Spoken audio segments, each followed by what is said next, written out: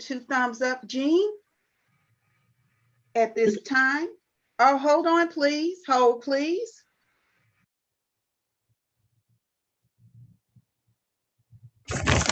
I'm receiving a text.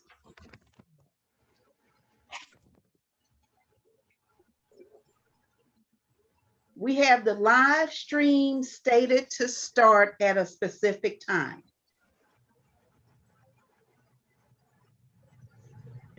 It has been activated. Gene, you don't have the Zoom recording going. Thank you. Yeah.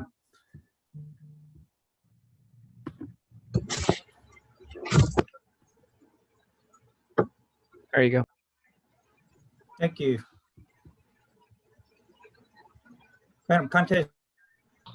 Yes, sir. Are you went on mute? Yes, it muted you. Zoom and live stream or recording. Excellent. Please give the chief judge co-host duties in the breakout room. Also, make sure that both contest chairs and the contest master have co-host abilities as well. Yes, I think that's right.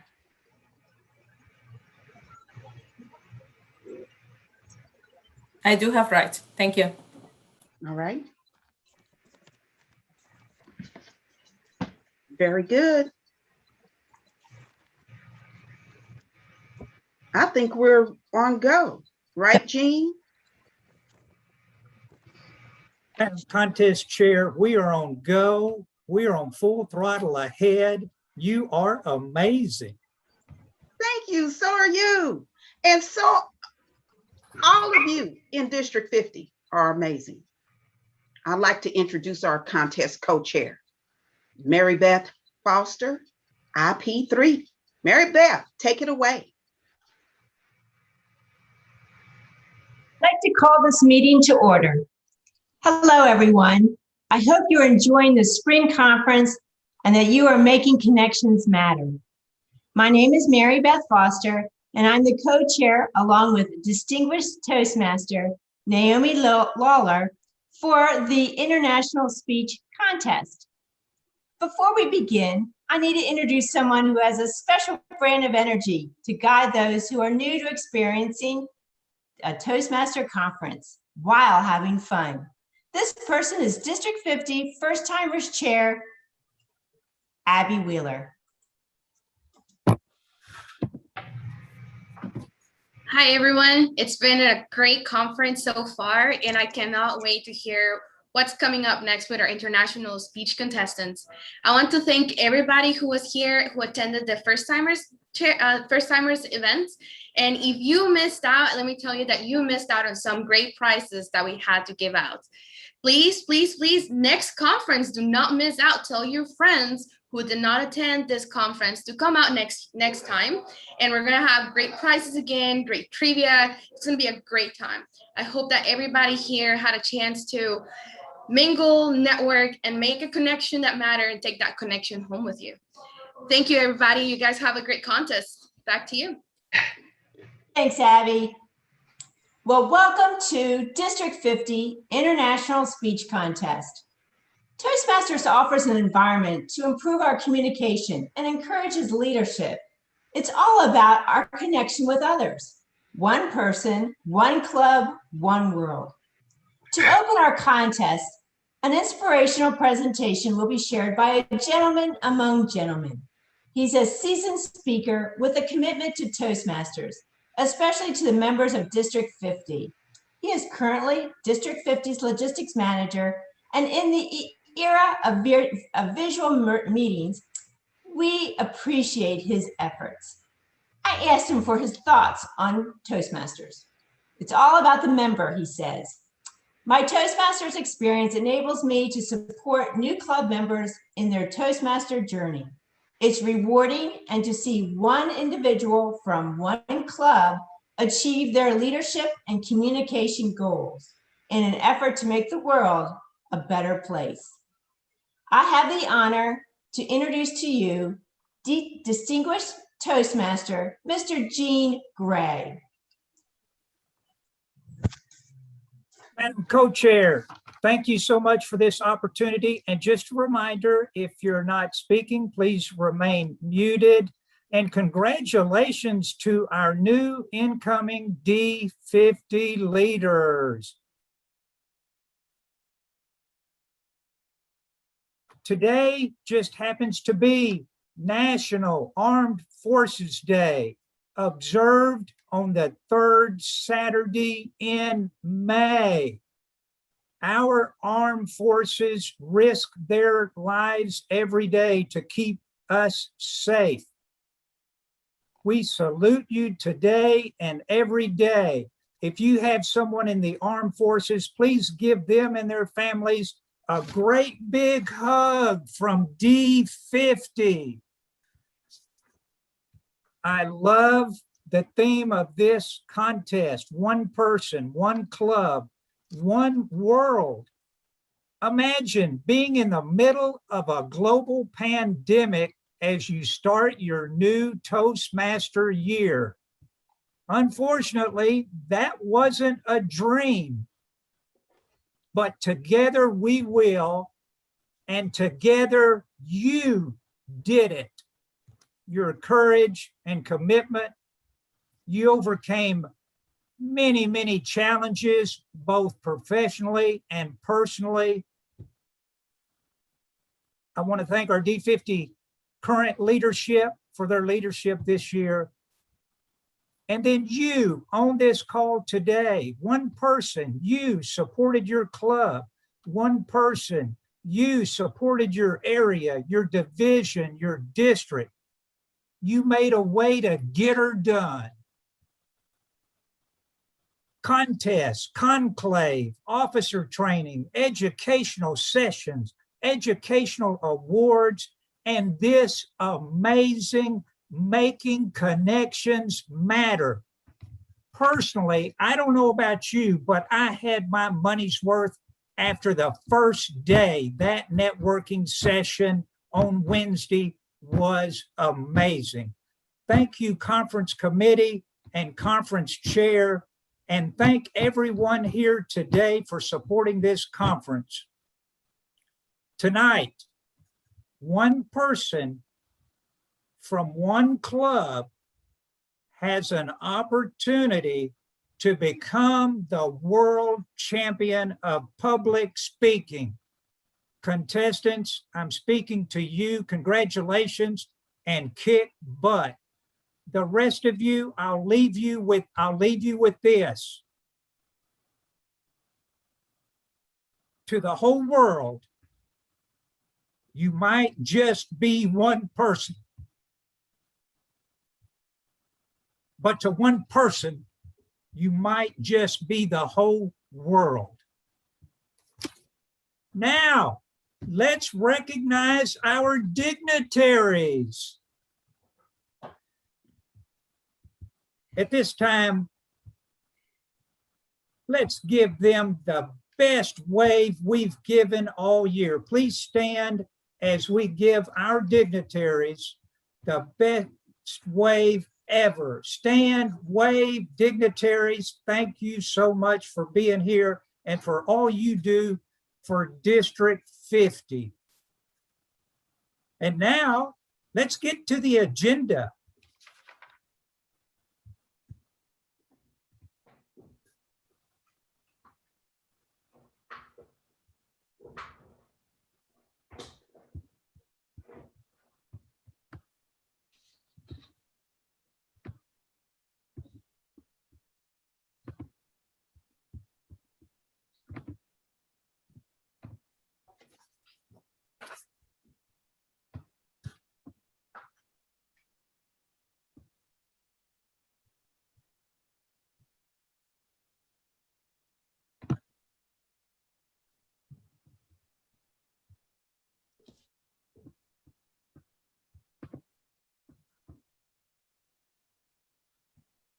Madam Co-Chair, any agenda we would like to share with our participants? Yeah, Oh, Yeah. The Today. 30 Oh, I apologize. Please go ahead, Senior Sergeant at Arms. 30,000-foot overview will be brief. Here is your agenda for today. After our amazing contestants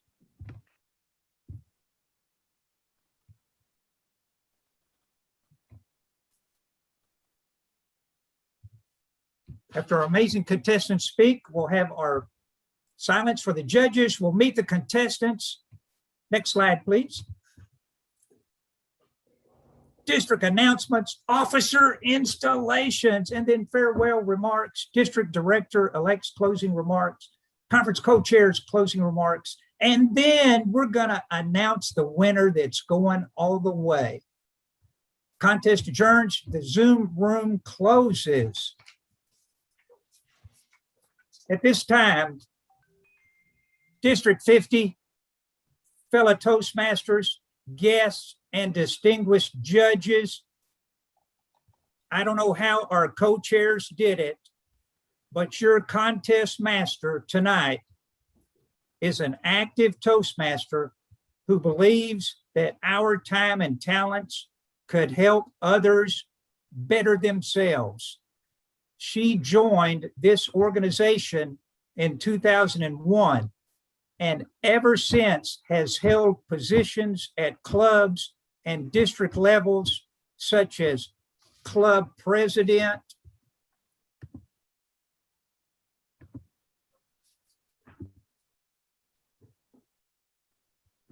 VP of Education, VP of Membership, VP of Public Relations, Secretary, 2003, 2004, District 25, Area 42 Governor, 2016, 2017, District 50 Quality Contest Chair, District 50 Administration Manager 2 times, and currently serves as the Assistant Metro Division Director. She has a major in computer science and an MBA in finance earned in her mother country, Venezuela. Being English as her second language, she has earned 2 distinguished Toastmasters awards. The first one took her 3 years in a time when she had just started working in the US and was improving her listening and speaking skills in English, one of her biggest accomplishments. Some of her hobbies include photographing and traveling. Her hobbies have taken her to visit 26 states in the US, Machu Picchu in Peru, the Colosseum in Italy, and seeing the Northern Lights in Iceland. During the pandemic, she didn't stop. She discovered she can do, she says, okay at composing songs. I say she does amazing at composing songs and creating melodies by following some writing structures learned through Toastmasters. She is fast becoming an accomplished singer, dancer, songwriter, and composer. You may not know this, but her latest song, Pronto Pronto, is skyrocketing up the charts and achieving international acclaim.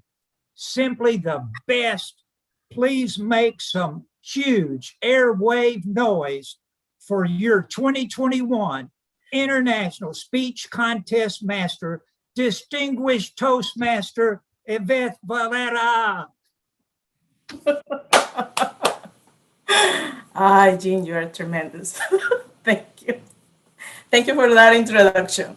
You know, when a Toastmaster sets their mind to success, one person inspires others and brings their best to their club, right?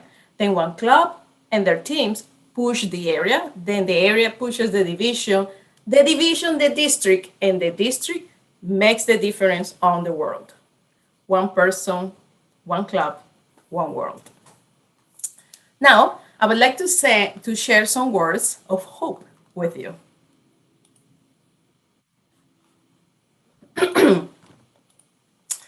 And I have a song, like Jim was saying, and includes a melody that I hope you can follow. My expectation, you know, I'm a little overachiever. Some of you know that. My expectation is that once you hear the melody and the chorus, you raise from your chairs and sing with us. So without further ado, let's sing.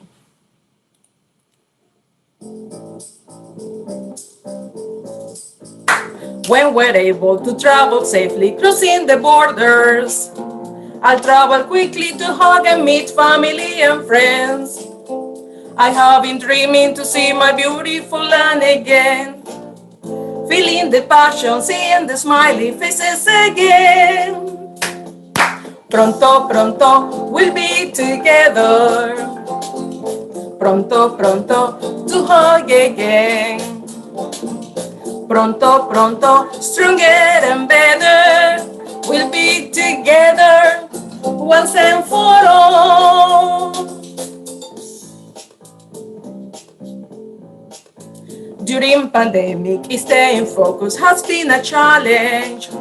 My inner compass helps me defining where my north is. And my priorities are myself, family, and friends. Since the technology makes it easier to reconnect.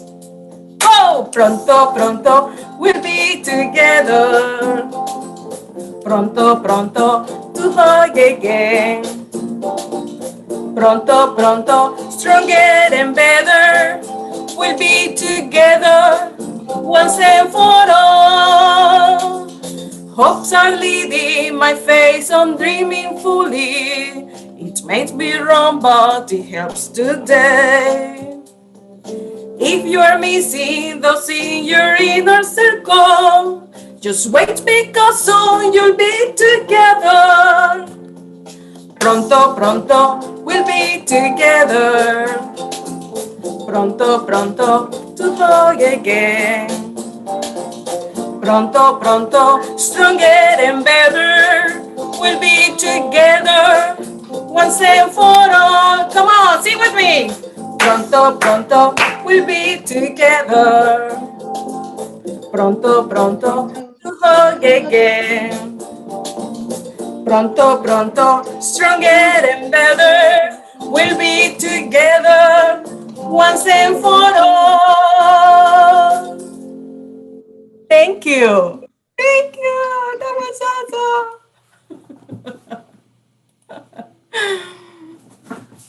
Thank you for participating. Now, before we start, I want to wish the best time to all contestants. Go and deliver your message from your heart, filled with authenticity and meaning. Please give your full attention to the contestants while they are speaking. There will be a minute of silence between each speaker to allow the judges to mark their ballots, and indefinite silence after all speakers to allow the judges to tally their ballots. And then both the ballot counters and chief judge will be moved to the breakout room. At this time, please check that your microphone is on mute, video hidden, and all cell phones or other electronic noisemakers are turned off or to silent, so that they will not distract the speakers. Please refrain from Zoom chatting, texting, or status updating during the contests. Recording is not permitted without the prior written permission of the contestants. Further, please do not create screenshots, photos, or audio recordings of any presentation today or post them on any social media platform without obtaining the speaker's permission. Ladies and gentlemen, please help me welcome now our Chief Judge for today's contest, distinguished Toastmasters, Linda Green. Madam Chief Judge, have all contestants, helpers, and judges been briefed about this contest rules.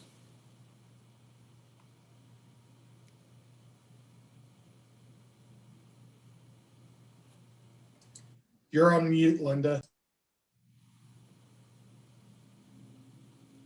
Madam Contest Master, all counters, timers, and judges have been briefed in areas that matter. One person, one club, and one world. Let this contest begin. Woohoo! Thank you. Senior Sergeant at Arms, please give me the thumbs up when everybody is muted, except for speaker and timer.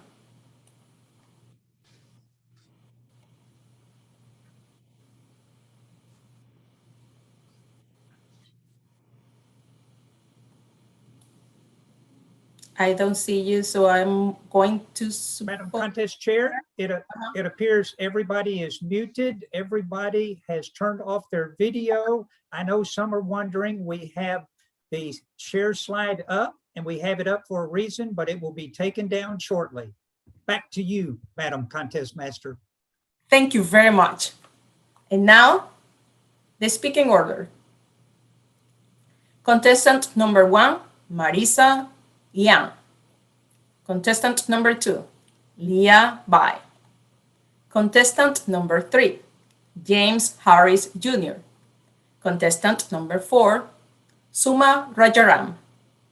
Contestant number 5, Michelle Woodley. Contestant number 6, Don Everly Smith. Contestant number 7, Joe Joyer.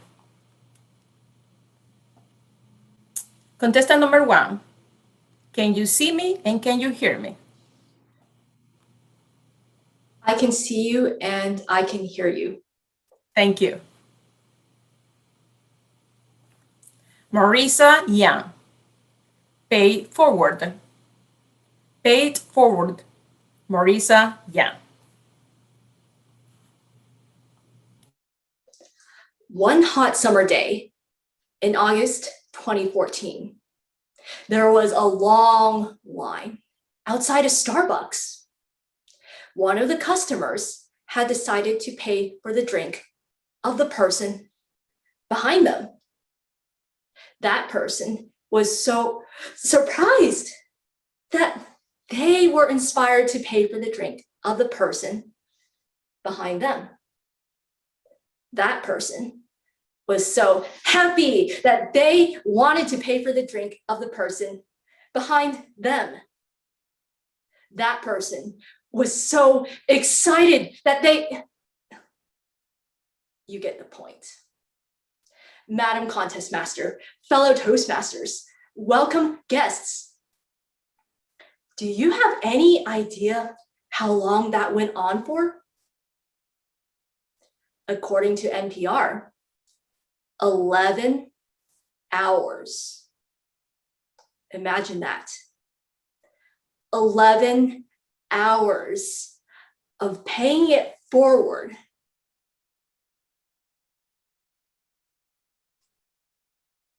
Let's take a moment to think about the people in our lives who do things for us. Not because they want to make a hashtag positivity post to brag on their Instagram. Not because they're our long lost second cousin, in-law, and family is family no matter what. Not because they're secretly hoping for a little something in exchange. No, these people do things for us simply because they want to. For the longest time, I didn't understand this. Why would anyone do anything without expecting any reward? But one day, it clicked. Can anyone guess what helped me finally understand this? It was volunteering.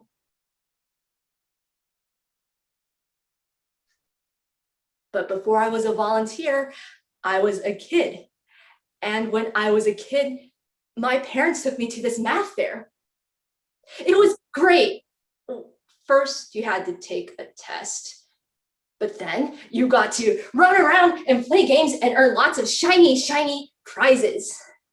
Then it was time for the big awards ceremony, where the kids who got the highest test scores got the biggest trophies. As a nerdy middle school kid, this was awesome. About 16 years later, I get invited to the math fair again. But this time, it's because they need someone to announce the winners. As a socially awkward introvert, this terrified me. I had to suit up, climb on stage, and talk in front of 500 people. But do you know what really made me lose my mind? Practicing the line, "Congratulations to our 5th grade winners." Congratulations to our 5th grade winners. Congratulations to our 5th grade winners. Over and over and over again. Getting told to smile.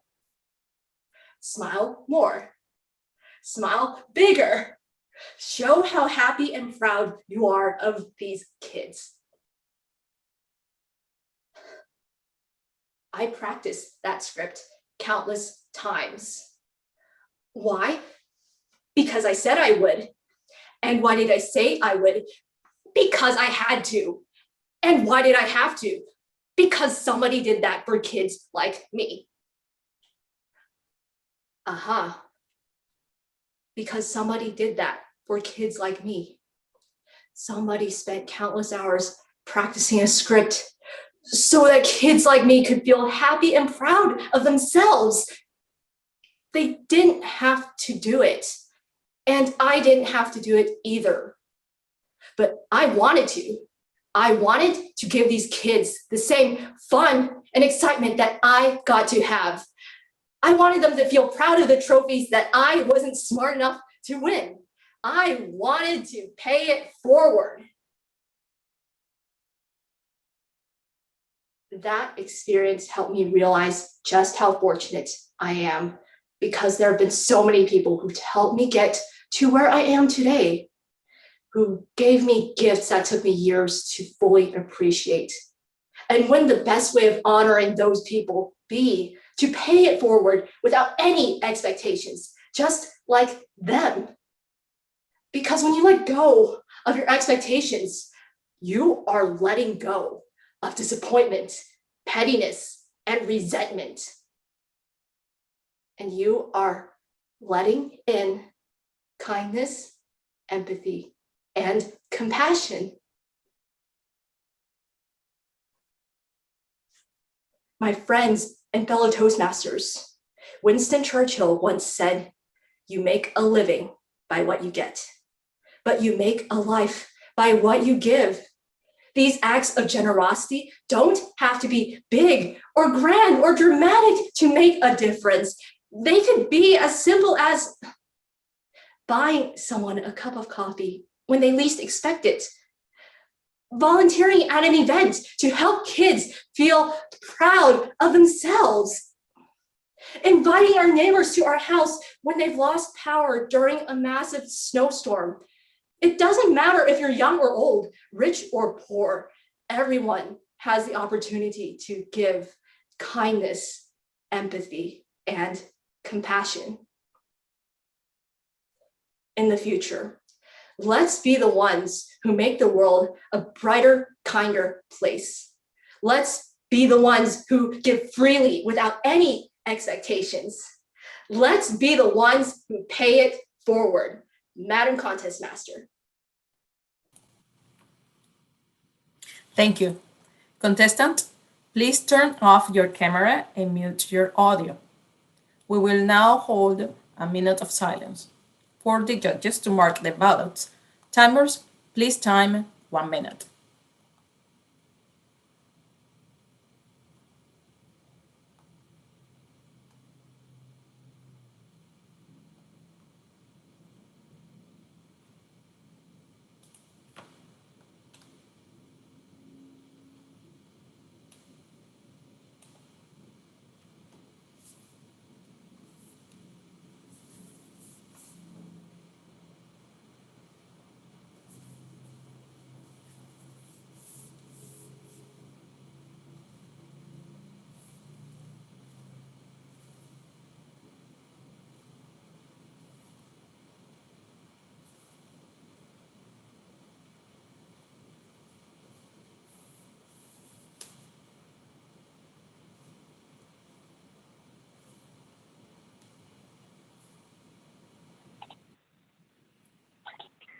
Madam Contest Master, your 1 minute has expired. Thank you. Contestant number 2, can you see me and can you hear me? I can hear you and I can see you. Can you hear me and see me? Yes, thank you. Thank you. Contestant number 2, Leah Bai. Enough. Enough. Leah Bai.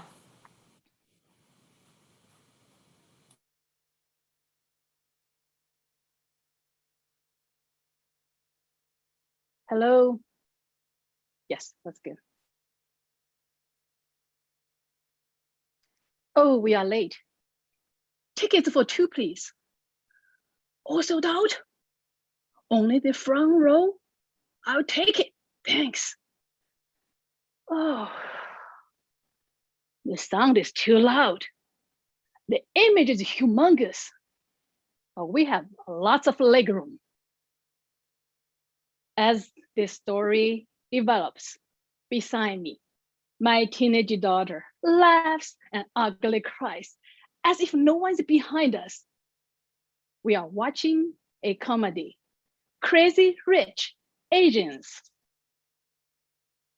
This movie is about the love story between Rachel and her boyfriend, Nick.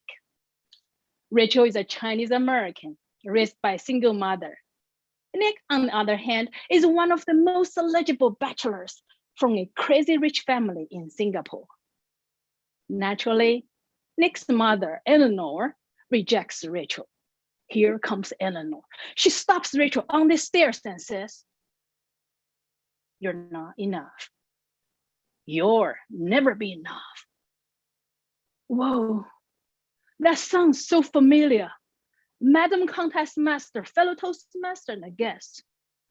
How many times have people told you you're not enough to love, to dream, to succeed? The truth is, you are enough as you are. All you need is the time to discover and courage to display. Back when I was a college student, many decades ago, I once asked a smart guy to help me solve a math problem. He looked at the problem, then he looked at me. "I don't understand. Why you don't understand this?" His expression told me, "You're not enough." At age 25, I married the man of my dreams. He was smart, handsome, and witty. But after 7 years, he fell out of love. The divorce crushed me, as if someone smashed an egg on my face. You're not enough. In my 40s, I had a big dream to become a professional speaker who can change the world. 10 plus years had passed. The world changed a lot. It wasn't because of me. As I first entered the third act of my life, I kept ruminating on my failures and disappointments. I wondered, Leah, are you enough in this life? Then fast forward, in 2020, the coronavirus pandemic hit the world and changed our lives forever. Last November, I tested COVID-19 positive. During the isolation, I suffered from skin rash, diarrhea, and high fever. When my fever won't go away with medications for days, I was scared. The fear of dying drizzled in the back of my mind. But the beauty is, facing death helps you find clarity, as if suddenly you get a bird's eye view of your life on Earth. You see the beginning, the ending, and what matters in between. Sure, you are terrible at math, but you know how to use a calculator. You are enough. Though your first marriage failed, but you have found the love of your life from a Starbucks. Now, every morning, you wake up with your husband of 20 years. He smiles at you, even when you have no makeup on, and your gray hairs dance in the air like Einstein's. You are enough. Yes, speaking professionally is a challenging journey for you, but it's your calling. As long as you are changing lives, one speech at a time, like right now, you are enough. By the end, the coronavirus didn't kill me, but made me stronger and wiser. Listen, my friends, do not let any voice define or defeat you. Accept who you are completely, the good and bad. When you focus on your successes and forgive your failures, you can truly establish your self-worth. Consequently, the more worthy you feel, the more you will give to the world. Oh no, the movie is over. My daughter begs me, Mom, please buy me a DVD of Crazy Rich Asians. She likes the movie very much. I believe that she has found her own identity in those positive, authentic, and goofy characters. As a Chinese American, now she can tell herself proudly, you are enough as you are. A banana, yellow on the outside and white on the inside. My dear audience, you've gotten the tickets into this life. No matter which role you are setting, you are enough as you are. Enough to love, to dream, to succeed. Madam Contest Master. Thank you, Leah. Contestant, please turn off your camera and mute your audio. We will have now 1 minute of silence for the judges to mark their ballots. Please, timers. Time 1 minute.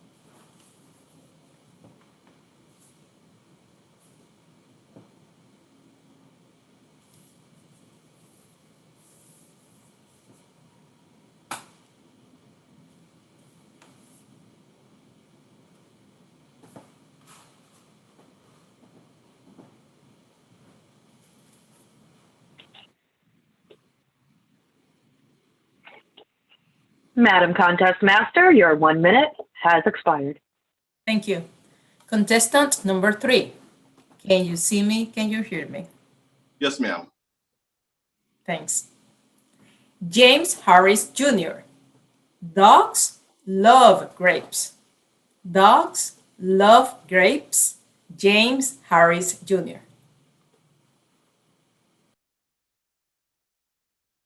My dog loves grapes. He loves them. Red grapes, black grapes, but green grapes are his favorite. Now, whenever I open the refrigerator door, he comes running from anywhere in the house.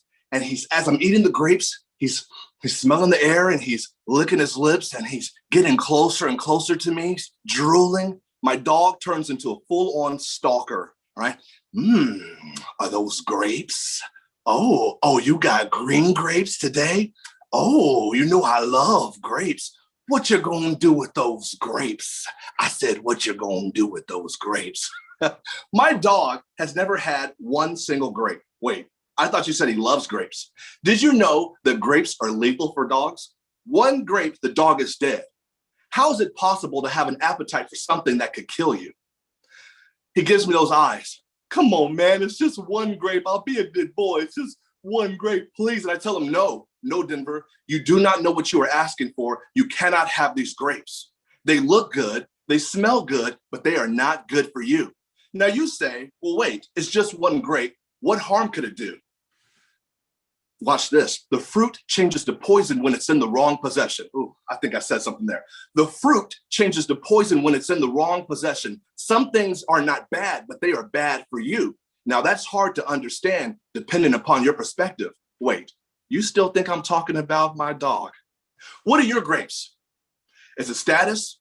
Is it power? Is it influence on Instagram? Is it that new car you know you can't afford? Is it that vacation home you desire, even though you're not taking care of the home you have now? Ugh. Is it attention? Is it a relationship? There are things that you desire that would be a detriment to your destiny. You got to write that down. There are things that you desire that would be a detriment to your destiny. I tell my dog, no, Denver, you cannot have these grapes. And he walks away sad because he hears, you just don't love me. You don't love me. I'll be trying to be good boy. I'll be good boy, but you don't love me. That's not what I said. That's what he heard. And when life tells you no, what do you hear? Life told you no and you heard, I'm worthless. Life told you no and you heard, I'm never going to be successful. Life told you no and you heard, I'm never going to make it out of this situation. But that's not what was said. That's just what you heard. And I'm asking you, when life tells you no, what do you hear? Today, I want to help you rethink the word no with two simple ideas. The first is that when life tells you no, maybe it just means not yet, not now. Life is telling you no, something's not working out. Maybe it just means not yet, not now. You can still do what you want to do with your life. It's going to work out. But in this season, life is saying, I'm sorry, not yet, not now. But we say, well, why can't I have it now? I want it now. I've been trying and I want it. And life is saying you can't have it now because you're not ready for it or it's not ready for you. Ooh, okay, I'll prove it to you. Have you ever made Hot Pockets before? You put Hot Pockets in the oven, there's a process. It takes time. But if you take them out of the oven too quickly and try to rush the process, they're cold in the middle. You ever bit into a cold Hot Pocket? You bite into it, boom, ew, ew, they are disgusting. And now look at you. You're mad because you got what you wanted and you're saying, this isn't what I asked for. And life was the whole time saying, I told you no, not yet, not now. You were not ready for it and it was not ready for you. The second thing is that maybe when life tells you no, it just means that it's not for you. Come on, Toastmasters, y'all got to keep it real with me tonight. That sucks. That sometimes life is saying, I'm sorry. That thing is not for you. I tell my dog no because I love him. I don't give him the grapes that he wants because I love him.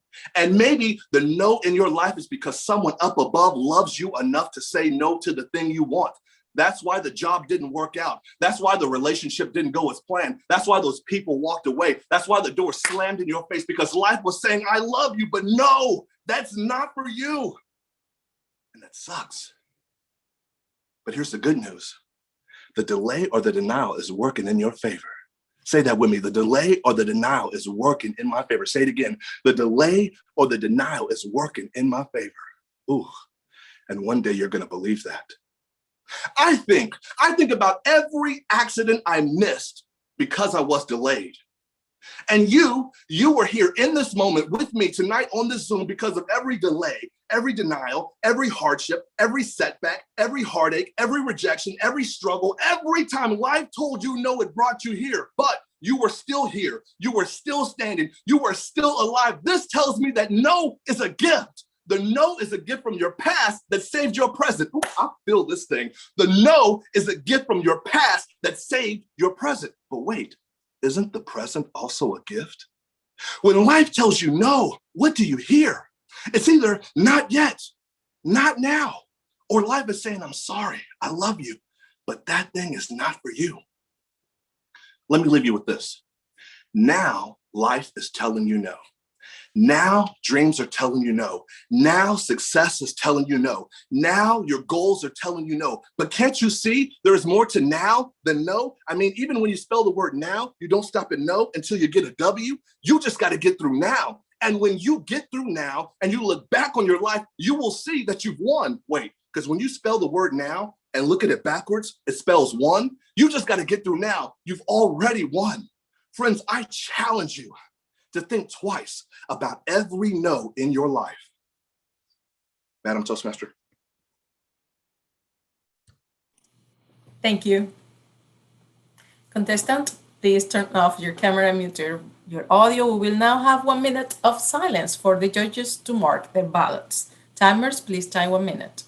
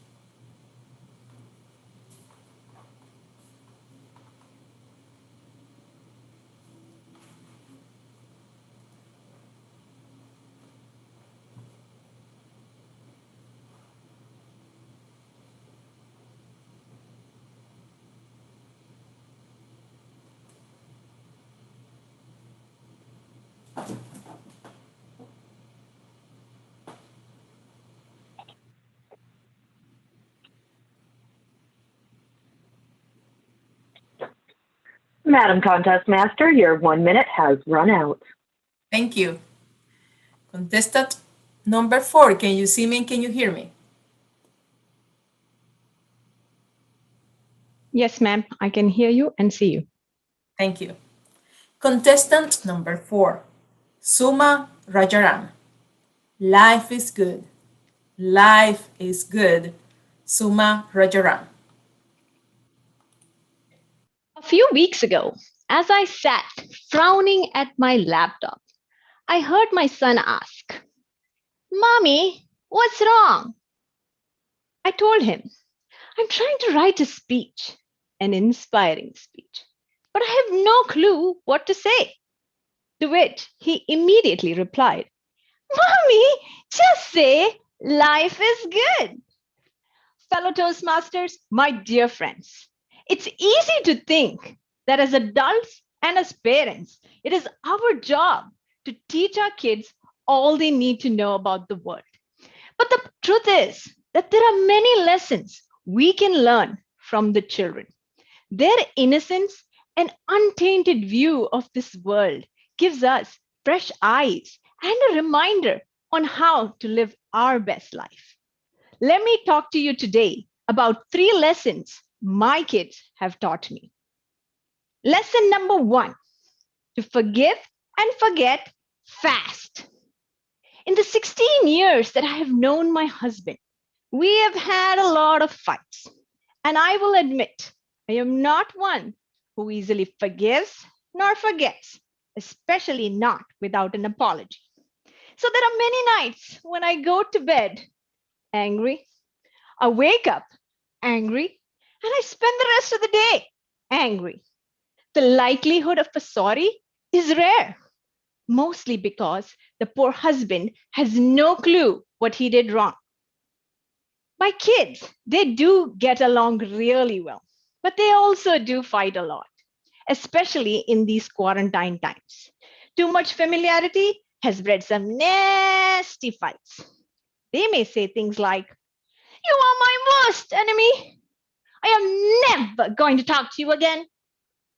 But a few hours later, I always find them happily playing together again. They remind us that life is too short to be wasting away precious moments carrying anger and hurt. Lesson number 2, to be fearless. I remember the time my 4-year-old started ice skating lessons. He was nervous that first class. I had to assure him, "This is going to be fun. Your teacher will make sure you are fine." 4 classes in, I find him gracefully skating across the ice rink with a huge smile on his face. When I told him how awesome he was, how proud I was of him, and how I wish I could skate like him, he told me, "Mommy, why don't you learn to skate?" Immediately, I felt my insides clutch with fear as I envisioned myself skating, falling, and breaking my hip on that hard, cold ice. But when I looked at his sweet, excited face, all I could say was, sure, why not? At my first class, I was way more nervous. I had to assure myself, this is going to be fun. The teacher will make sure I am fine. 4 classes in, I was still stuck on the sidelines, holding on to the railing for dear life. The fear of falling, of breaking something, was still high. Eventually, I did learn to skate without falling, although not as gracefully or carefree as my son. But I'm happy, happy that I tried, happy that I overcame my fears, and happy that I can now join my kids on the ice rink and have a lesser chance of embarrassing them or myself. I believe it's better to regret having done something versus not having tried at all. Lesson number 3, to not worry about tomorrow. Most recently, when we had the freezing temperatures and the power outages, while we adults sat worrying about what tomorrow would bring, burst water pipes, huge maintenance bills, my boys found joy in snuggling under multiple blankets, building boats and tents. They were so excited about candlelight dinners, especially blowing out the candle and screaming in the dark. Not having to take a shower was a real treat for them.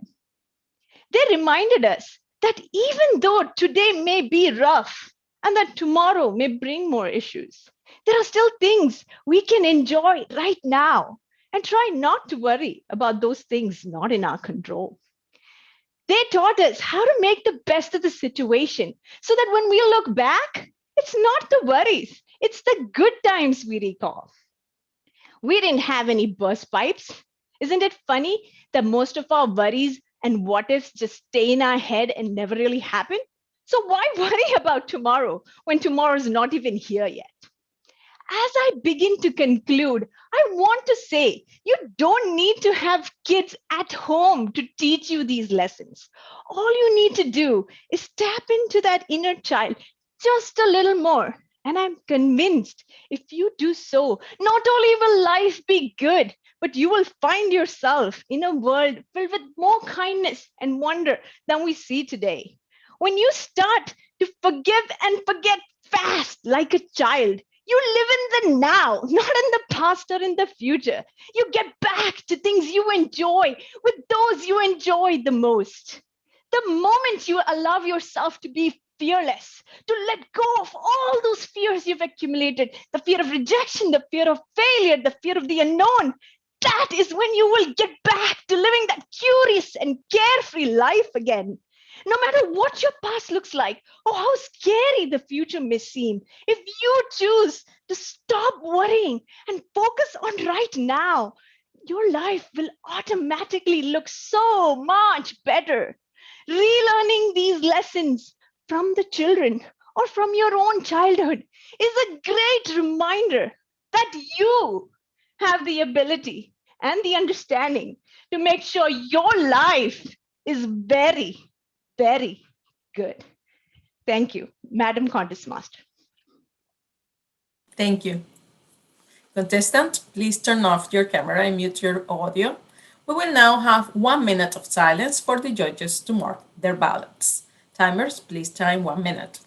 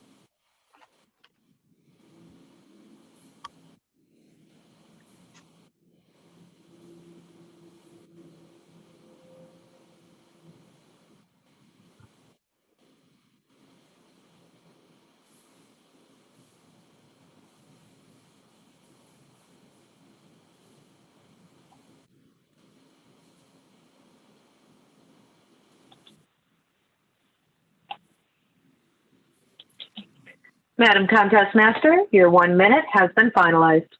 Thank you. Contestant number 5, can you see me and can you hear me? Yes, ma'am, I can see and hear you. Contestant number 5, Michelle Woodley. Can you do me a favor? Can you do me a favor, Michelle Woodley?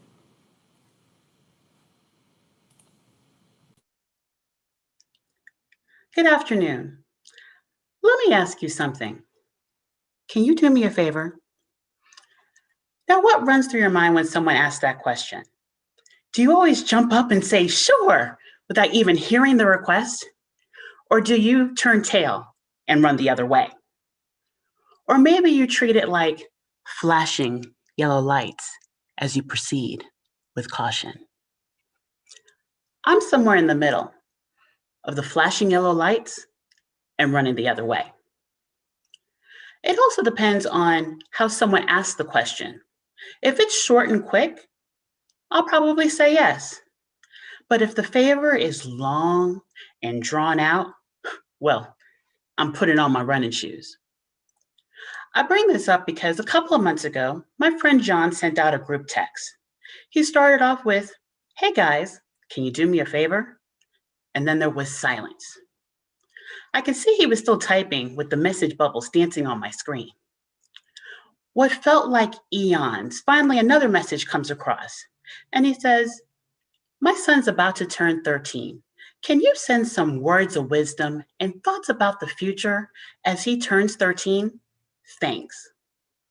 I'm thinking, words of wisdom? I'm not a parent. And words of wisdom, that comes from somebody much older, like 70, 80 years old. But I didn't want to disappoint my friend. So I got in front of my laptop and stared at a blank screen. I tried to tap into 13-year-old Michelle. Contrary to what you might think, it's been a while since I've seen her. Try to figure out what would I have wanted to know. And I want to share some of the words that I provided. Hi, Jackson. Happy 13th birthday. Your dad asked some of us to write some words of wisdom and thoughts about the future as you turn 13. What an amazing gift and a great dad that you have. More on him later. When I was 13, I would have wanted to know that things that I found hard, things that I really didn't want to do, would probably get harder with age. Now, there's a lot of things I could talk about, but the one thing I want to focus in on is my fear of public speaking. From the time I was a little girl, I've hated public speaking. I mean, I was bad as, oh, wait a minute. This is going to somebody's kid. Let me delete that last sentence. I was the poster child of shy. I would get headaches and stomach aches. My hands would get sweaty. I would forget what I wanted to say. And as I got older, high school, college, first job, I had to speak more and more in front of people. And I wasn't getting any better. One year, I finally decided to do something about it. I joined Toastmasters. Now, Toastmasters is an organization for adults that helps them work with their public speaking skills and their leadership skills. And you know what I learned? I learned I'm not that bad. And where I can improve, Toastmasters has helped me tremendously. Toastmasters has given me the confidence to be a better speaker. So, Jackson, my words of advice for you, if there's something that you don't like, if it's math or maybe another subject, if you don't like cleaning your room, if you don't like talking in front of people, start working on these things now. Embrace them and start working on them now. And as far as your dad, I want you to keep an eye on him. He is an amazing example of what a man and father should be. I mean, he's raising a great kid like you, right? Jackson, if you work on these things, I promise you, you will have a great and successful future. Happy birthday, Jackson. I finished up my note. I read over it, hit send, and whew, Off into cyberspace it went. Didn't think much of it until a couple of days later, and John called me. Now, John is usually a very happy-go-lucky guy, very jovial. But this time, he sounded a little bit different.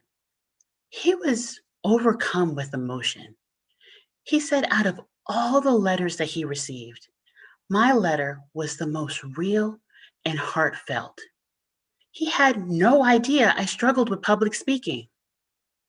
I told him the struggle is real.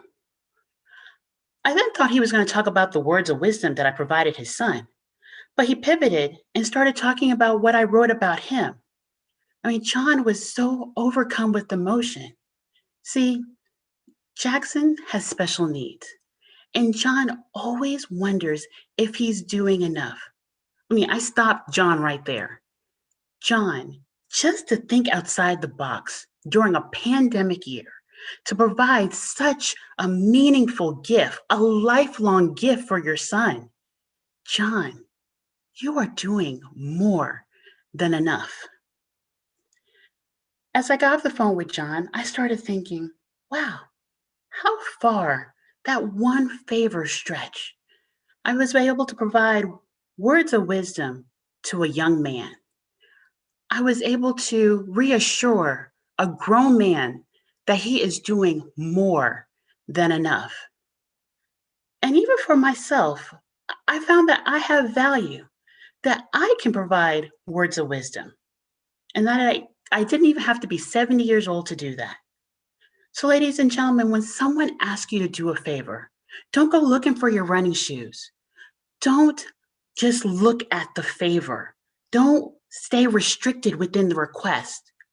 Think about the potential and how far that favor could reach. With that, ladies and gentlemen, can you do me that favor? Madam Contest Master. Contestant, thank you. Please turn off your camera and mute your audio. We will now have 1 minute of silence for the judges to mark their ballots.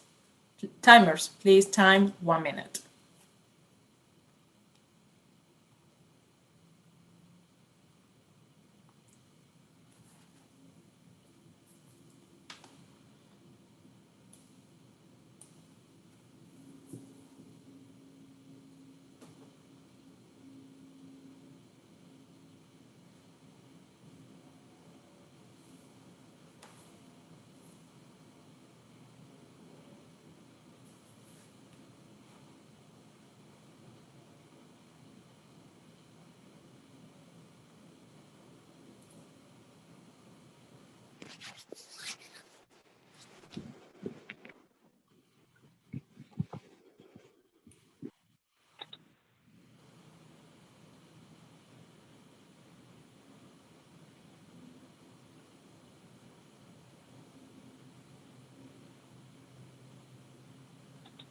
Madam Contest Master, 1 minute has been achieved.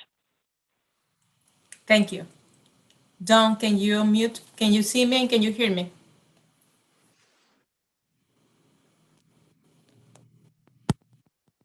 Can you hear me? Say that again. Can you hear me? Yes, I can. Can you see me and can you hear me? Can you hear me now?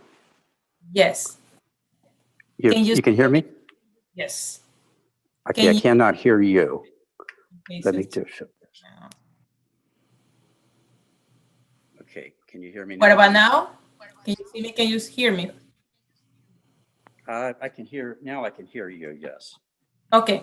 And can you hear me? I'm going to change to a microphone, so I won't be able to hear you.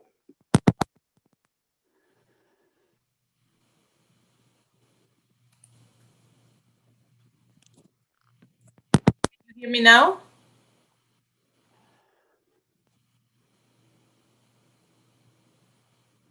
Okay. Can you hear me? I can hear you now, yes. Okay, perfect. Don Everly Smith.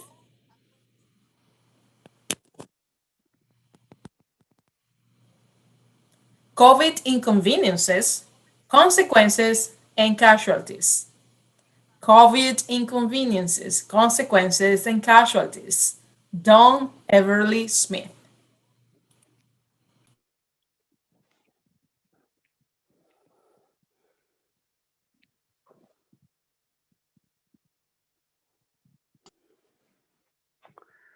When do I get my life back and things get back to normal? And when can I take off these stinking masks and stop wearing them? Madam Contest Chair, Zoomlanders, fellow Toastmasters, have you felt yourself with these similar frustrations in the last year? You know, since our world went upside down and our world became hostage to the spiky little virus we call COVID, we are now in the day 429 of the COVID hostage crisis. We might look back at our lives, the one we used to live, and see it as the good old days, those halcyon days when life was just about right. And now as we look at it, I go back and think about how are we going to be able to cope? And I've got some ideas that might help you in terms of looking at the cost of COVID. I categorize them in escalating importance, starting with inconveniences, consequences, and casualties. In consequences, the first thing that happened was social distancing. We had to stay 6 feet apart. That became very uncomfortable and awkward as a ballroom dancer. I mean, can you imagine doing Texas two-stepping with a partner like 6 feet away? And Zoom party dancing in the living room? It just didn't work for me. And then, of course, there was the cost of having to stay away from people, not having the social life that you used to have. My tour of Israel was canceled because of this. Man, maybe next year in Jerusalem. But there were also other consequences. On March 13th of the year 2020, the state of Texas canceled all the visitation rights of volunteers in the prisons. That meant my prison ministry behind the bars and beyond speaking network went into lockdown. We couldn't do it anymore. We could not get in to the prisons. 100 Toastmaster Gavel Club members, 3 clubs and 2 prisons, locked out and locked out. That was a consequence, but then there was casualties. I remember during the year of COVID, worrying about COVID, watching the news about COVID, looking at conspiracy theories about COVID, until it became real and it came home. And it was no longer a conspiracy theory. It was real when I got it. It wasn't supposed to happen to me. And I wasn't supposed to give it to my older brother. My older brother got it in October. He died in November, and we buried him in December on a cold, frigid day. And of course, as an intrepid Toastmaster that I am, I was the one that gave the eulogy. What do I talk to the family about? And I addressed this speech as a speech in a sense. Should have been an 8 to 10 minute speech. It took me 22 minutes to get through it. It was the toughest speech I've ever had to give. And I told the group that we all looked for a miracle. We prayed, hundreds of people, that my brother, fighting for his life in the hospital for 3 weeks, would somehow pull up. We knew that we needed an absolute miracle. In the waning days, it was obvious that we were not going to get this miracle. And when I thought about it, I realized, yes, we did get a miracle, but we got miracles 60 years ago is when they started. 60 years ago, my brother, 12 years old, riding down a hill with a bicycle, and he did a head-on collision with a car, cracking the windshield and his skull. How did he survive that? When he was out of high school, he was working at a brick plant underneath a 6,000-pound forklift, and it fell on him, squashing him like a bug. How on earth does anybody survive that kind of a crushing blow? And then a year later, he was working on another forklift, and it fell over on him, crushing his arm and his pelvis. 3 months in the hospital. How did he walk out of there? Many would have been crippled for life, but he wasn't.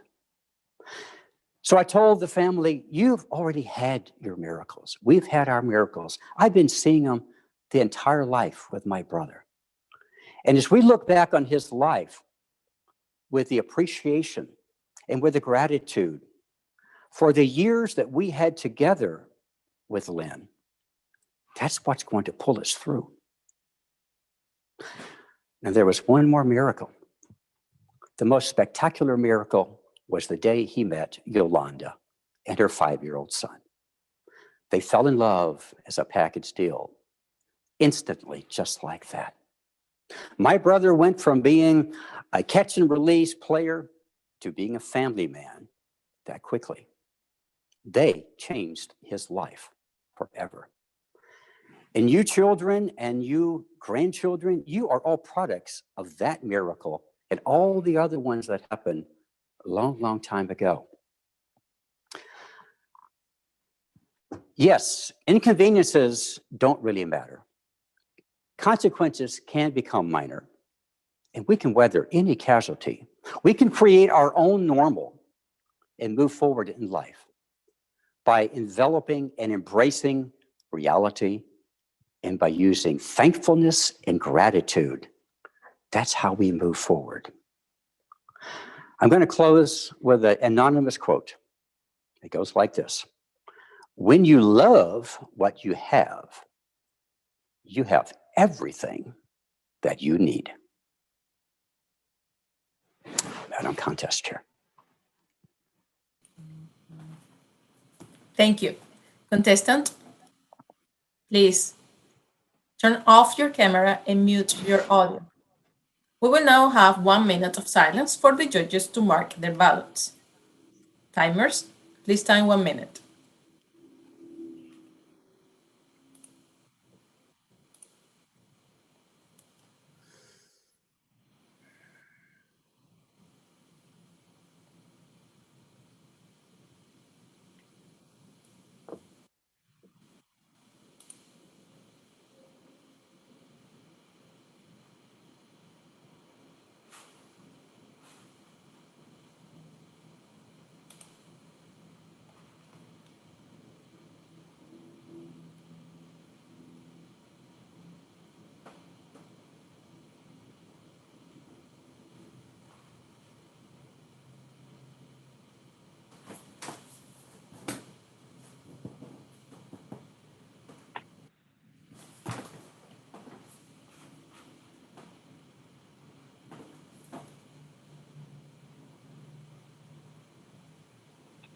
Madam Contest Master, your 1 minute has come to a close. Thank you. Contestant number 7. Can you see me? Can you hear me?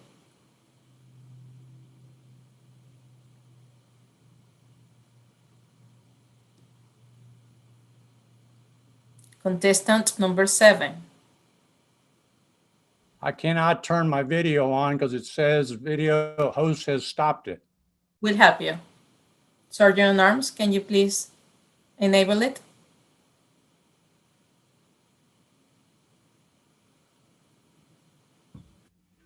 Very good. Can you hear me now? Yes. Can you hear me? Can you see me? I can. But I still have this window in front of me for some odd reason. Okay. We can see you. You're good there. Well, that's a good start. I got rid of the window. Okay. Okay. Do you have the timer, right? I do. Timer? I do. Okay. Perfect. Joe Yoder, flip the box. Flip the box. Joe Yoder.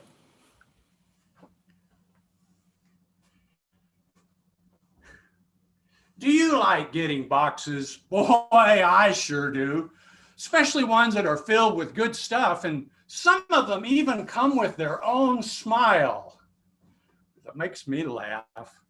But there are some boxes that you never, ever want to get. That's the box that your boss is carrying the day she walks in your office and says something like this: Joe, we're going a different direction, but you're not going with us. Take this box, please, and fill it with your stuff, and I'll walk you out the door. And all of a sudden you realize that your life and your smile are upside down.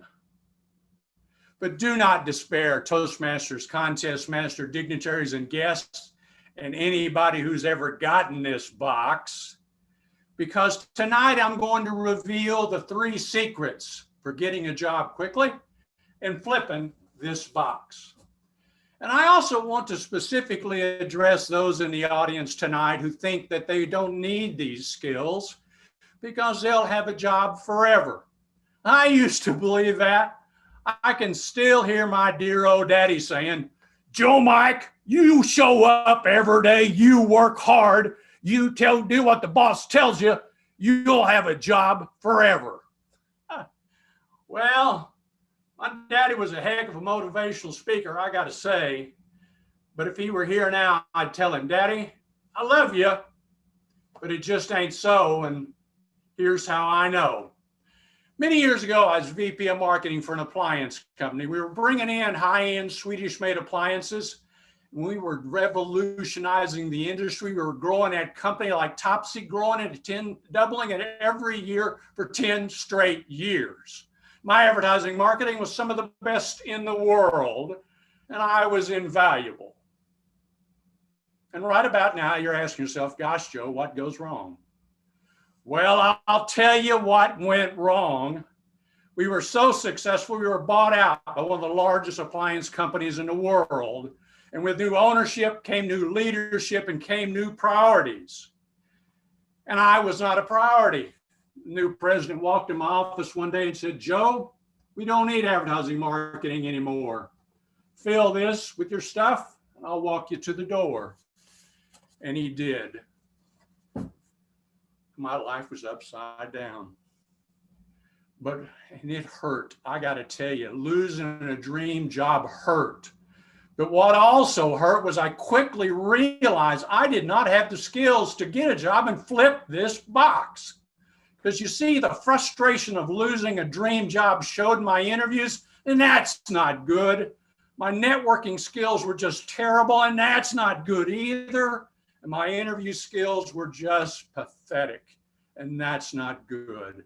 And all of that meant that I spent almost a year looking old frowny face in the face before I got another job. But a friend did help me get a job, and I flipped that box. This time I went to work for a company that was a metal fabricator. They make the little plates that go on our trophies, and trophies all over America. We sold them by the millions. Problem was, weren't making much money at it. And they asked me to come in and help turn that around. The first year there, I had these guys back in the black making money. The second year there, I did something even crazier. I implemented the company's first commission system. Imagine this. For the first time in their life, sales reps had a reason to work hard and write big deals. And one of them did just that. A lovely lady in my department signed one of the biggest, most lucrative contracts in the company history. We were going to make $150,000 from that one job, and Pat was going to earn $30,000 in commission. We were smoking. And right about now, you're asking yourself, gosh, Joe, what goes wrong this time? What goes wrong? Well, I'll tell you what went wrong. The owner of the company had never written a commission check before, and he decided he wasn't going to start with one for $30,000. Walks in my office one day and says, Joe, I'm not writing that check to Pat. And I said, boss, we got it. For one, it's in writing, and we promised it to her, and I'm not breaking my promise to her. He said, Joe, well, I'm sorry you feel that way, and turned around and left. A couple minutes later, he came back in with the box. And you know the rest of the story. And I was upside down again. But this time I also realized I had done something very smart when I took that job. I had joined a Toastmaster club and I had learned the 3 secrets to flipping this box and getting a job. Would you like to know what secret number 1 is? You want to be good at networking. You need to be good at table topics because it's the same deal. You just need to be able to listen real well. You need to be stand on your own feet and answer any question they throw at you, no matter how crazy it is. And you need to be able to tell a good story. Secret number 2, you want to be a good interviewer, be a good speaker. It's the same skill set. You just need to research your audience. You need to be able to prepare, and then you need to be able to tell more good stories. That's secret number 3, and this is the best one. If you want to know how to turn rejection into rejuvenation, just reach out to your Toastmaster family. They are here for you. They will stand with you. And trust me, my friends, some of them have boxes like this back home. And those people will come to you. They will help you. They will build you up. And pretty soon you'll discover that you are feeling positive and fine and rejuvenated. And when you put great attitude with great skills, you create something that cannot be beaten, and you will be a tough interviewer. So my friend, if you ever see anybody coming down the hall with one of these boxes and coming into your office, thank the good Lord, thank your lucky stars, thank whoever invited you to your first meeting, because you have everything you need to get a job quickly and to flip that box. Oh, and by the way, when the smoke is cleared, you may discover you also might have a pretty good speech in there. Contest Master. Thank you. Contestant, please mute your audio.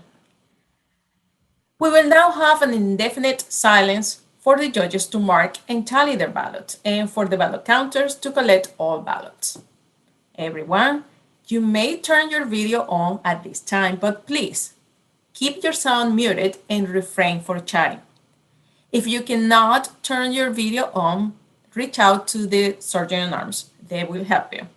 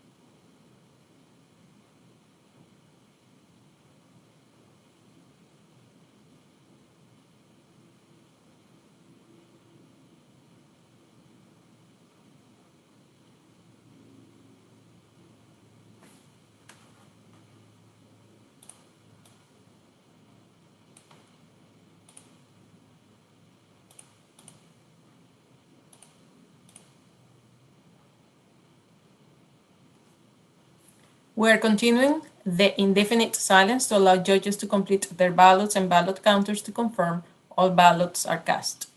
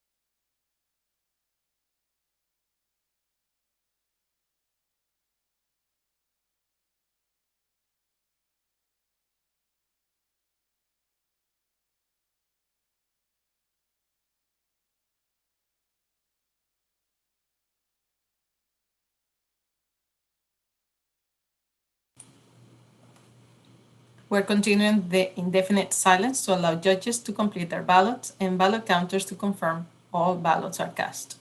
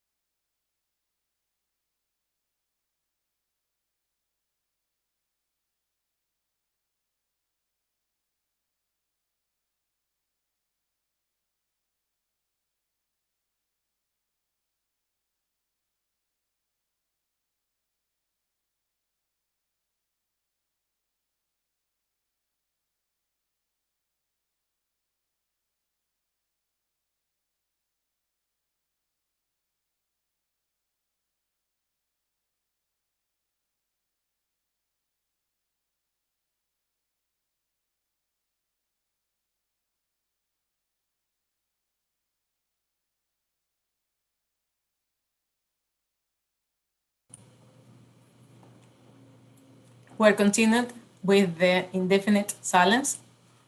So to allow judges to complete their ballots and ballot counters to confirm all ballots are cast.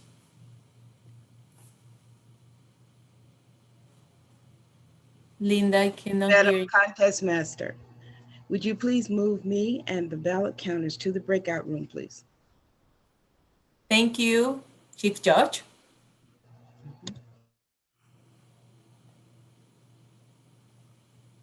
And now it is time to meet the contestants. Woohoo!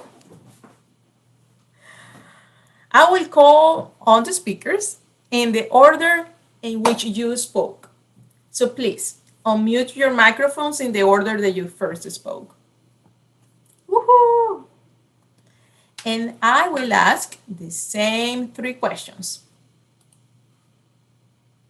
Just to make it easier, here they are. But I will ask you anyway. Contestant number 1, Marisa Young. Hi, Beth. Hi, how are you? Good. How are you? So the same 3 questions. What division and club are you representing? How long have you been Toastmasters? And what is your Toastmasters educational level? I'm from Plains Division and I'm representing Texas Dragon. I've joined Dragon back in early 2016 and I've completed under the tradition or the original program a DTM. That is awesome. Congratulations. I read your bio and it says that you love people who know how to have fun. So my question for you is, how do people who know how to have fun inspire you? I just like that they're really authentic about their interests, and the people who know how to have fun, they like what they like, and and they're just happy with that. And they don't care if people think it's dorky or they're geeky or uncool. They're just like, that's what I like. That's what helps me have a good time. And I'm totally cool with that. And to me, that's just really, really inspiring. Thank you very much. Contestant, please mute your phone, your microphone. Contestant number 2, Leah Bai. Hello. Hi. Same 3 questions. What Okay. division and club are you representing? How long have you been in Toastmasters and what is your Toastmasters educational level? Okay, I'm representing Pro Speak, an advanced club here in Dallas. And I joined Toastmaster in the spring of 2009. And currently I'm advanced communicator gold, one step shy from DTM.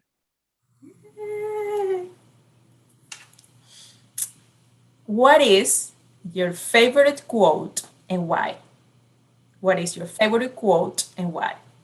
Well, I have a lot of favorite quotes. And if for today, at this moment, I will say, and play your best and have fun, because I'm here right now in Las Vegas, traveling with my daughter for her volleyball, tournament. So while talking, I'm watching her game. So I'm telling her, sweetie, and wish me speak my best and you play your best. Thank you very much for participating. Thank you. At this point, please mute your microphone. Thank you. Contestant number 3, James Harris Jr. Hello. Hi. Same 3 questions. What division and club are you representing? How long have you been in Toastmasters? And what is your Toastmasters educational level? Yes, I am representing the VA Extraordinaire of Southern Division in beautiful Dallas, Texas. It's coming up on a year now that I have been in Toastmasters, and I'm just loving it. Such an awesome organization. And I am working on level 3 for the motivational pathway. I read on your profile that you have been a TED speech coach and a performer. What made you get involved with TED? It was an opportunity that at the college I work, and they said, we're looking for someone that can really kind of help mold some of these speakers. And similar to what Toastmasters does, being able to take that raw talent and kind of help them find their voice. And that's what I think is awesome about TED. But also, as you know, what's amazing about Toastmasters is you have this platform that helps people build their confidence and find their voice to tell their story, to inspire other people. And that's something that just really gets me excited of being able to help people find taking their dark moments and their times of distress and then turning it around and letting that test become that testimony. And that's one of the things I love. I love helping people do. Wonderful. Thank you very much for participating. At this point, mute your microphone. Contestant number 4, Suma Rojaram. Hello. Hey. I am representing Frontier Division and PepsiCo presenters. I've been with Toastmasters for 5 years now. I've completed my CC, ALS, and I'm working on my level 1. Woohoo! Thank you. I've read your bio and it says that you like to volunteer. So my question for you is, what is the volunteer work that you like the most and why? Actually, it's funny that you asked me this question because yes, I do volunteer a lot, but the most fun I have in volunteering is volunteering with my little kids teams, because I do coach their Destination Imagination team where I do mentor a bunch of elementary kids. And that is definitely the most fun and most learning moment. It's a learning moment for me too, because like I told in my speech, kids can teach us and remind us of valuable life lessons. So that is definitely a volunteer effort that I enjoy the most because there's a lot of learning for me in it too. That's wonderful. Thank you very much for participating. At this point, please mute your microphone. Contestant number 5, Michelle Woodley. Hi. What division and club? Yeah, let me say it. What division and club are you representing? How long have you been in Toastmasters? And what is your Toastmasters educational level? Okay, thank you, Yvette. I am representing Penny Partners in the Town North Division. I've been in Toastmasters for a little over 10 years. Under the Legacy program, I completed my DTM, and currently I am working on innovative planning. Yay, very well. What is one of your most treasured accomplishments and why? Oh, wow. I would have to actually say achieving the DTM. It was a very long process, and I think there are a lot of Penny Partners people on the Zoom call right now, and I want to thank each and every one of them for helping me get to the finish line. Very well. Thank you, and thank you for participating. Thank you. Please mute your microphone. And now, contestant number 6, John Everly Smith.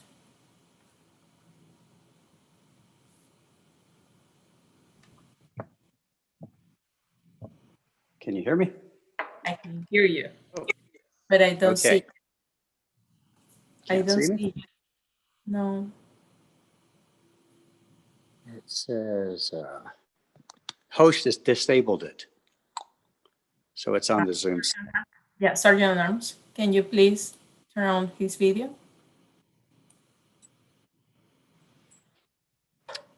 Start to video, okay.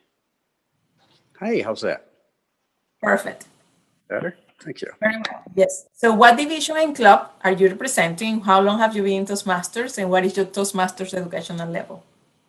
I've been in Toastmasters for 19 years, and I'm an ATM Gold or Advanced Toastmaster Gold. So I'm just like that far away from getting my DTM. Very well. Woohoo! Close. And I'm representing the Tyler Advanced Toasties Club in the Eastern Division.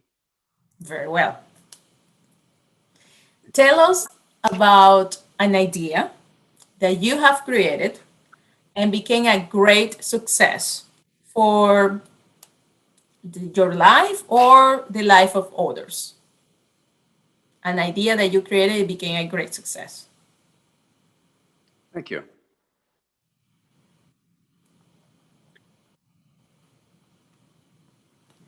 One of the things that I've done is creating a speaking network with Seafirst Bank, which was part of the Bank of America network when I was a banker in Seattle. And I approached the president of the bank and asked him why they didn't have a speaking club, because we had them in California. And he said, well, contact this lady. So we did. And she found out about Toastmasters. And when she went to a conference for Bank of America volunteers, she realized, wow, we got to get this thing going. So they contacted me because I'd met her networking, and they asked me to start the club. And we created 7 clubs in Alaska, Idaho, Oregon, several in Washington. So I was the part of the one of doing that and was the president of the Downtown Corporate Club.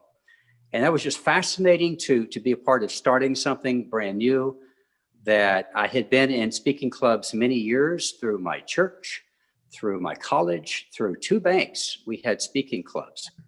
Wow. And I've never been in Toastmasters. Very well. When they started to do it, we decided to add Toastmasters, and we had a fabulous 7-club network. And I think that was something I was very proud of, and I got an award for leadership on that one. Well, thank you for creating so many clubs for Toastmasters. And thank you for participating. At this point, please mute your microphone.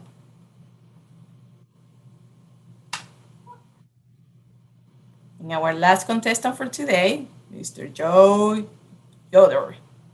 Can you see me? Can you hear me? Yes, I can. Can you see and hear me? Yes, I can. So what division and club are you representing? How long have you been in Toastmasters? And what is your Toastmasters educational level? I represent the Best of Dallas Toastmasters. I've been in Toastmasters about 6 years. I'm Advanced Communicator Silver, Competent Leader, and Presentation Mastery Level 3. And what division are you representing? Best of Dallas. No, division. Oh, Metro. I'm sorry. Excuse Okay. me. Woohoo! I just am Metro. You have to say it. So, question for you. Can you tell us about a time when you helped a mentee, a friend, a family member to achieve their goals? How was it?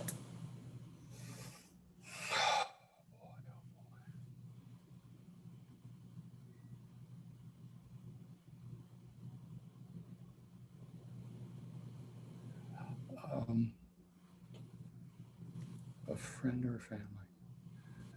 Oh, this is pretty good. My wife and I got married late. We were older, and when we got married, having children was probably out of the question just because of age. And I was able to help her do that, and I was doggone proud to do it.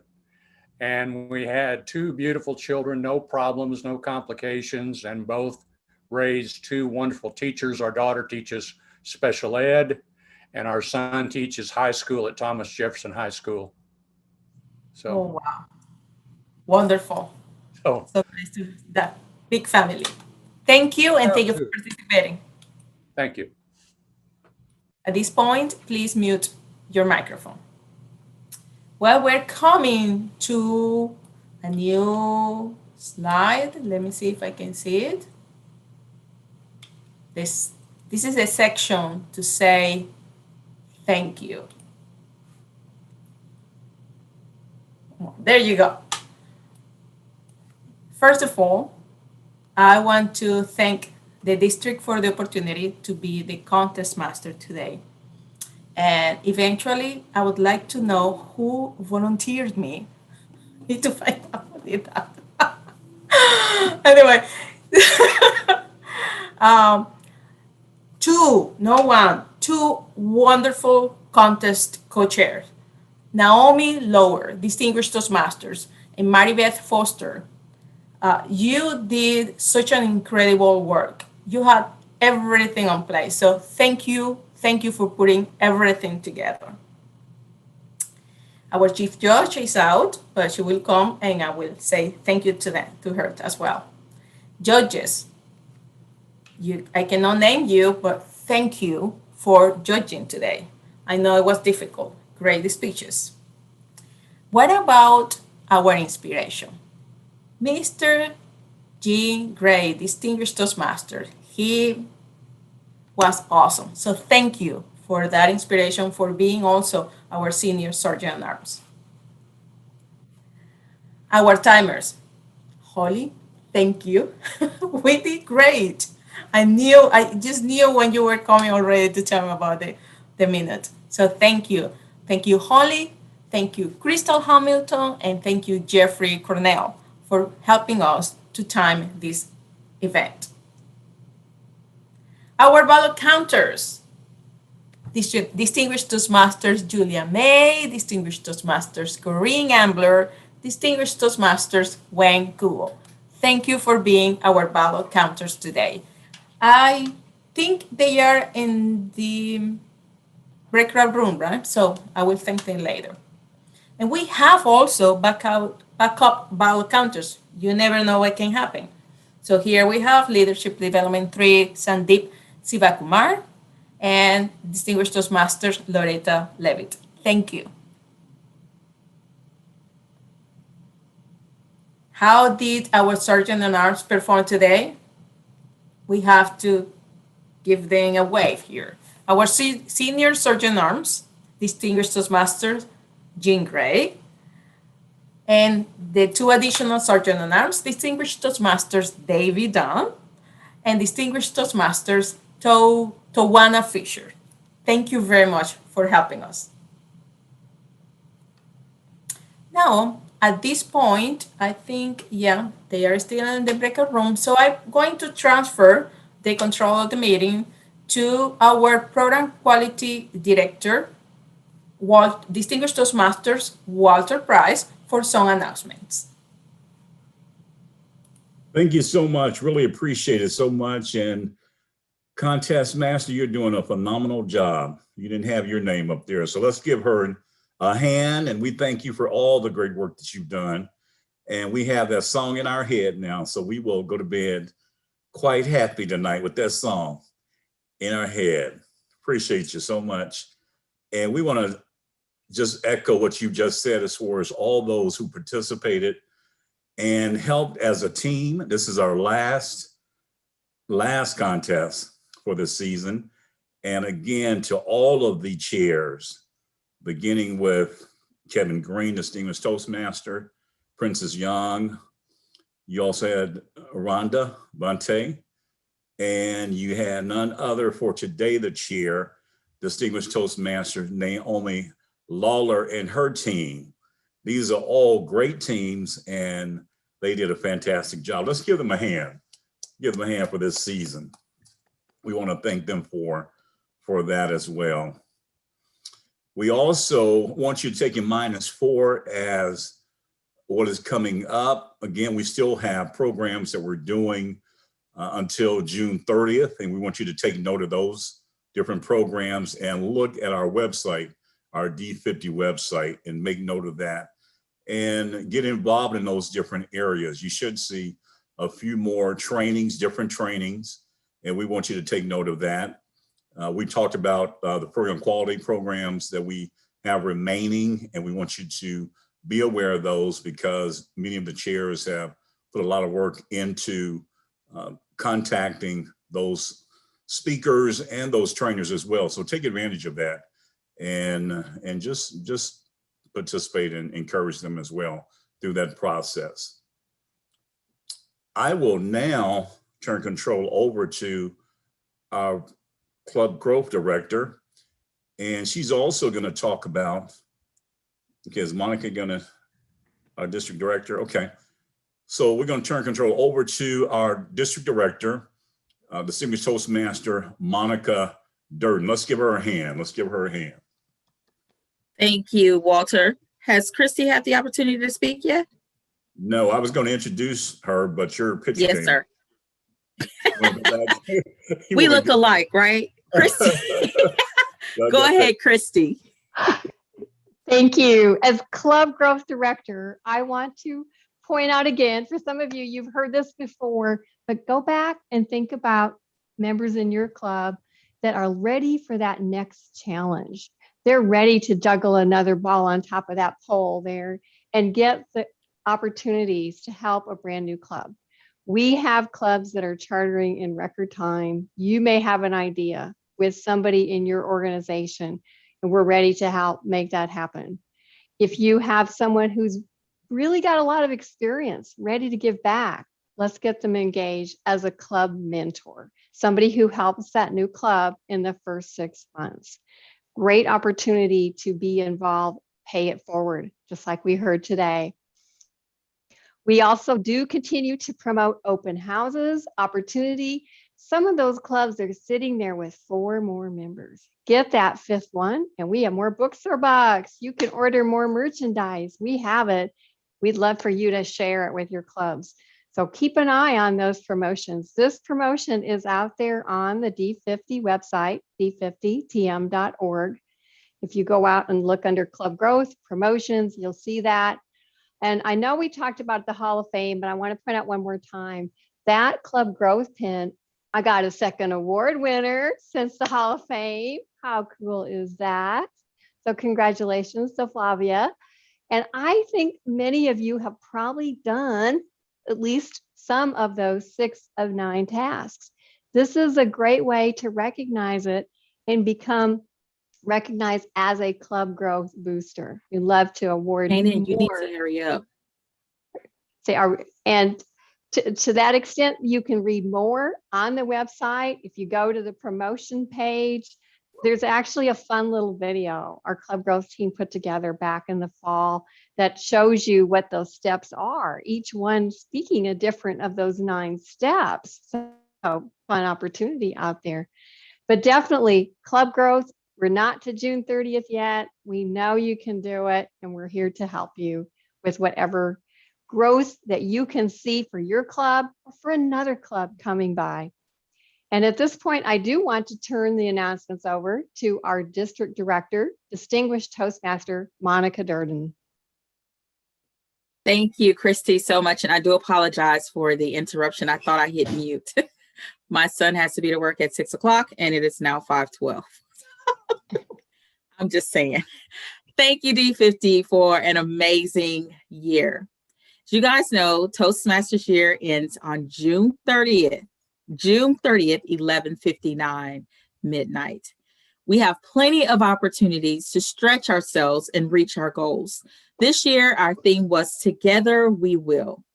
And when we talked about that, we said Together We Will as far as distinguished clubs, membership payments, and paid clubs. We know that our dashboard says one thing, and numbers paint a picture, but sometimes numbers don't tell the total picture. Continue to support your club members, reach out, reach one, teach one, bring someone in, serve as a mentor to another club. Continue on your growth this year. We know that we have several things that we set out to accomplish, and maybe sometimes we don't accomplish what we wanted to, but I'd say today we had the opportunity to recognize so many members and so many clubs doing some awesome things. Continue on your trail because Toastmasters is so worth it and you are worth it. And with that being said, I will turn it back over to our contest chair, our contest master.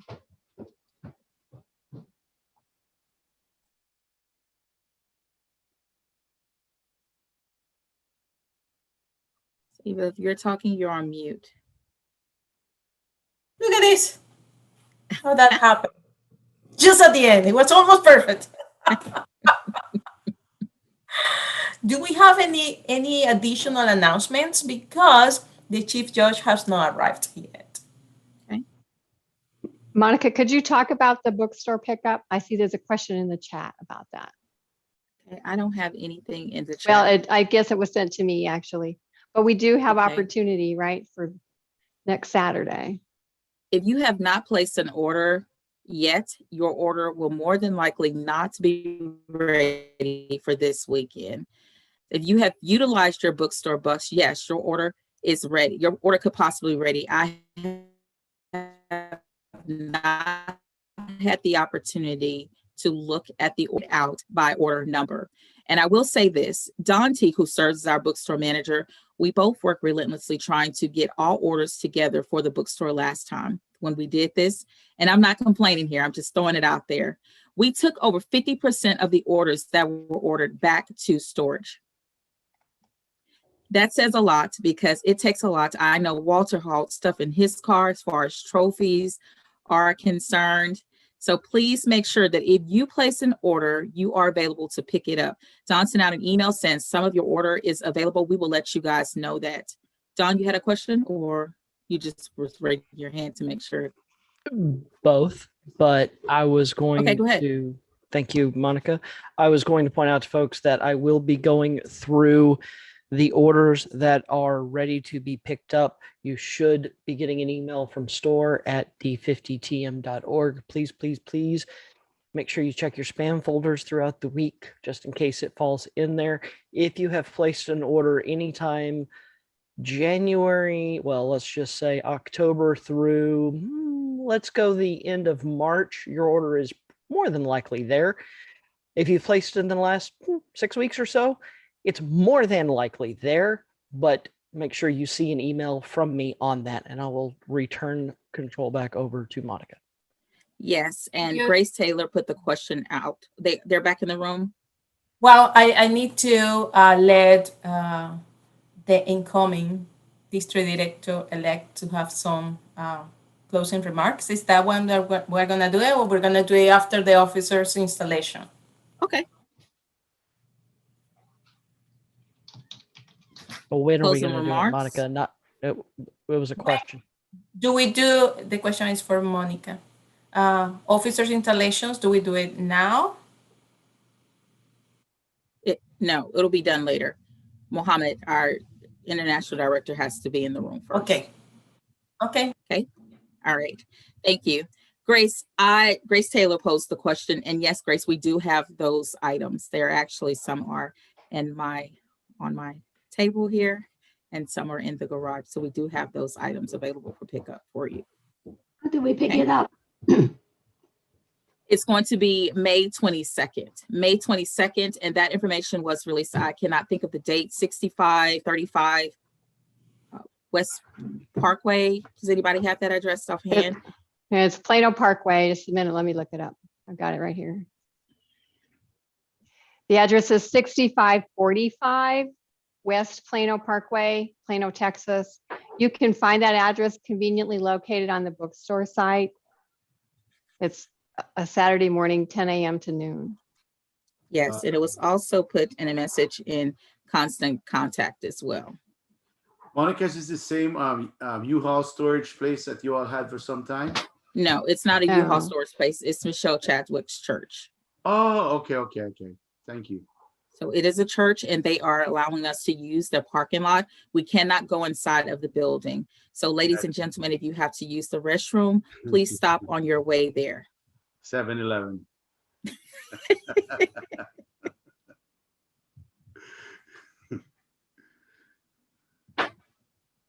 Any further questions while we have time? Someone's talking. Madam Contest Master, may I make, or Madam District Director, may I make an announcement on behalf of the conference planning team? No, of course you can, Yvonne. Thank you. And I hope that our conference co-chair, Alice Stewart, is still here in the room. We hope you have enjoyed I'm here. I am here. Yes, great. We hope you have enjoyed this 100% online District 50 conference. It might be the only one that you will have been in for this year. We want to thank all of those who have attended and all those who contributed to the planning and the making of this year's spring conference. A great project calls for a great team, and that's just what we've had. Alice and I would like to ask you to join us in appreciation for the 2021 Spring Conference Committee chairs. And we'd like to tell you who they are. We want to start with appreciation for our District Director, Monica Durden, who helped guide us, and our Program Quality Director, Walter Price, always there, always just a text away, not a phone call away. Our Logistics Chair, Jean Gray, and Co-Chair, Ram Venkat, and our Technology Chair, Don Teague. We could not have done it without you. Alice, carry on. Well, thank you for that. I would like to give thanks to Britt Hall, who was our minute-by-minute chair. That was a lot of work. Then we have our hall. Monica, were you telling me to rush? I saw Monica doing this. I wasn't sure. Okay, Hall of Fame. We have the Hall of Fame and the Hall of Fame co-chair. So we have Deborah Hutchison and Doran Hutchison, who's done a fantastic job. Quality Education Chair, we have Denise Castile. We also have DTM Ceremony, Naomi Lawyer. Public Relations, Lawana Porter. Solid Auction Chair, Skip Madragan. Solid Auction Co-Chair, Marlene Biden. And Graphics Chair, Brandy Deere. And we have a few more. That's some. Yes, we have more. We have more. Our Registration Chair, Susan Thomas, and her co-chair, Lauren Brumley, feeding us registration information for every session, helped with the planning. Our Credentials Chair, Ken Miller, helped with the meeting this morning, the business meeting, along with Gaurav Shekhar. And probably the person who had the most fun in this conference was Abby Wheeler, who planned all those first timers trivia contests and got to go shopping to find prizes for them. Do you have any more, Alice? That's all of the members list that I have. Okay. Did we cover everybody? I think we did, didn't we? I think we did. Very and well. We just can't name all the other people who contributed and signed up for all the volunteer roles. You might have heard at some points during this conference that it takes a village. Well, I think that is more like crowdsourcing. If you need to get something done, go to Toastmasters and crowdsource it there. You probably get it for free too. Can you beat that? We look forward to seeing you all again at the Fall 2021 Conclave and all the times in between. Did you have a closing remark, Alice? Yes, I do. Do I have at least 2 minutes? I'm looking around. Awesome. This is so special to me. So I've had such an honor to work alongside this lady, Yvonne. I am here to present an appreciation gift for her or to her from the entire group. May I just show you real quick, as much as I can? Oh, that's nice. All right, so what I would like to say is, oh, well, let me start back just a little bit because there's so many things that have happened, Yvonne, that you're not aware of. I had a perfect idea, but it didn't work. I text, I call, and I chat on last evening with your husband to have this delivered to your home. And, you know, we wanted it as a surprise. Well, I still haven't heard from it. So I'll have to meet you tomorrow to get your gift. But here's something creative, and I hope you agree. This bag tote says number 1. It is a recyclable bag from recyclable, mixtures of items to make this bag, and it's reusable.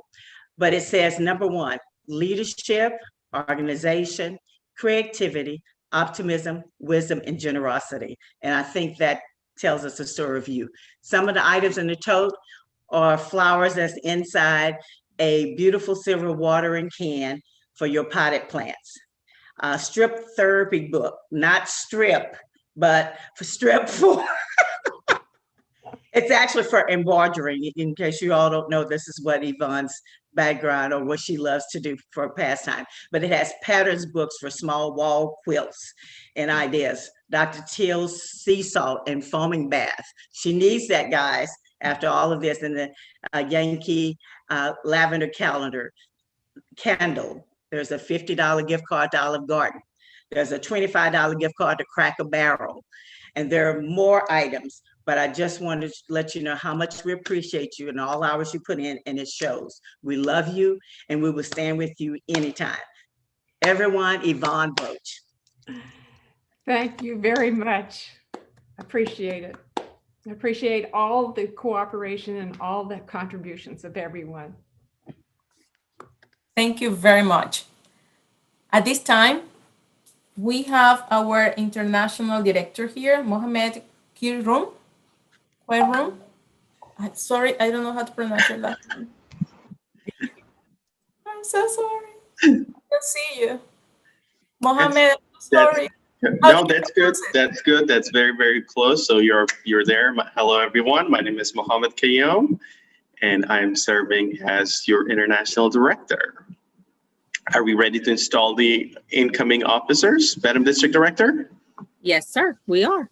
Right, thank you, and welcome to the installation ceremony for your new district leaders for year 2021-2022. Before we install the new officers, I would like to thank the officers that are serving now. And for that, I would like to request everyone to turn off their videos except the district officers that are serving now. And Zoom Master, can we please spotlight those who have their videos on? Anyone who's serving in district leadership role this year.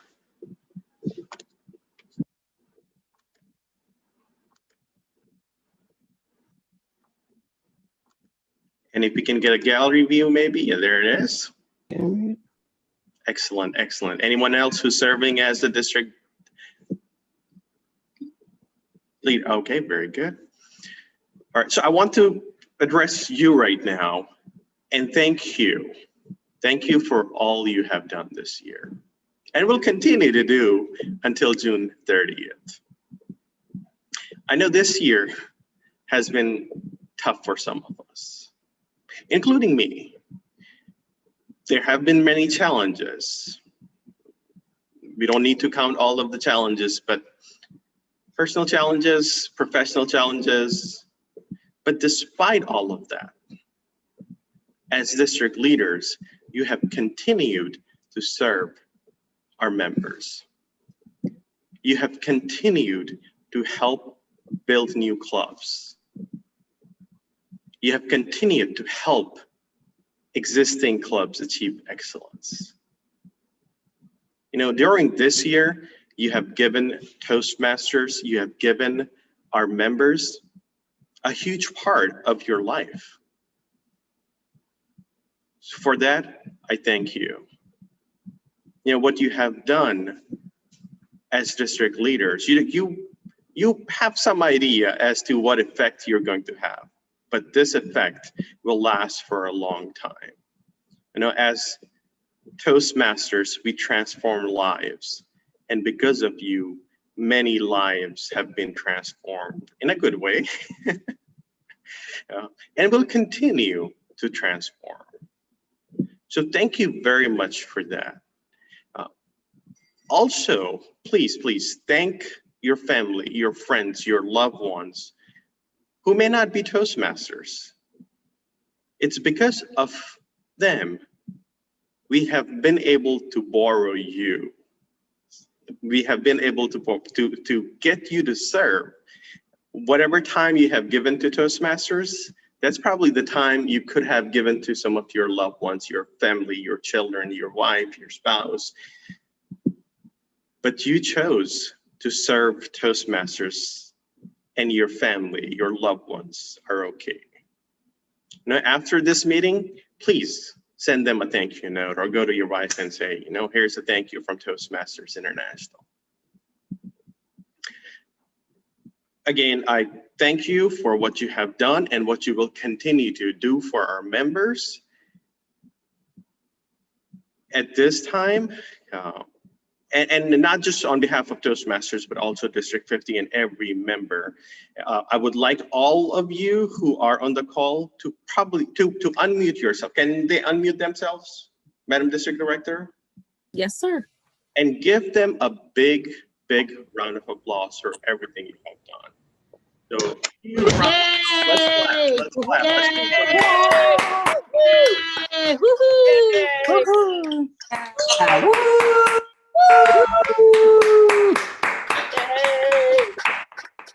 There you go.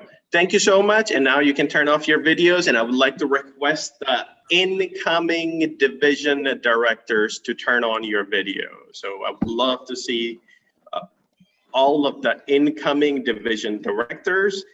Eastern Division, Kelly McMaster, Frontier, Wally Haboob, Metro, Deepa Venkat, Plains, Dan Reeder, Southern, Wayne Sandy, Town North, Hank Shavers, Vista, Steve Adler. All right. Very good. Any other division directors on the call, incoming division directors? Congratulations on your election as division directors. As division directors, you are going to be leading your divisions. You are going to be working with your area directors.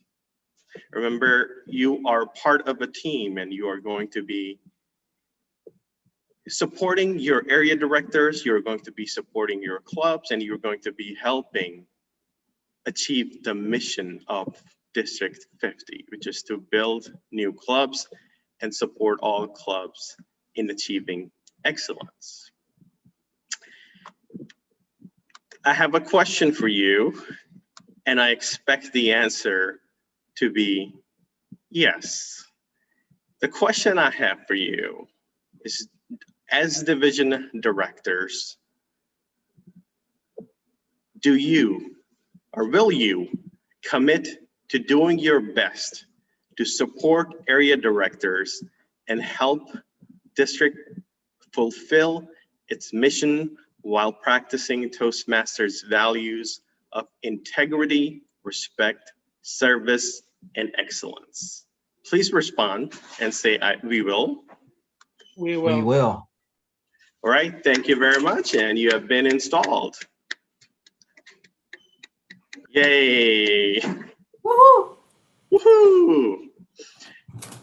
And now I request the trio members to turn your videos on, and everyone else to turn, incoming trio members to turn their videos on. Incoming trio members.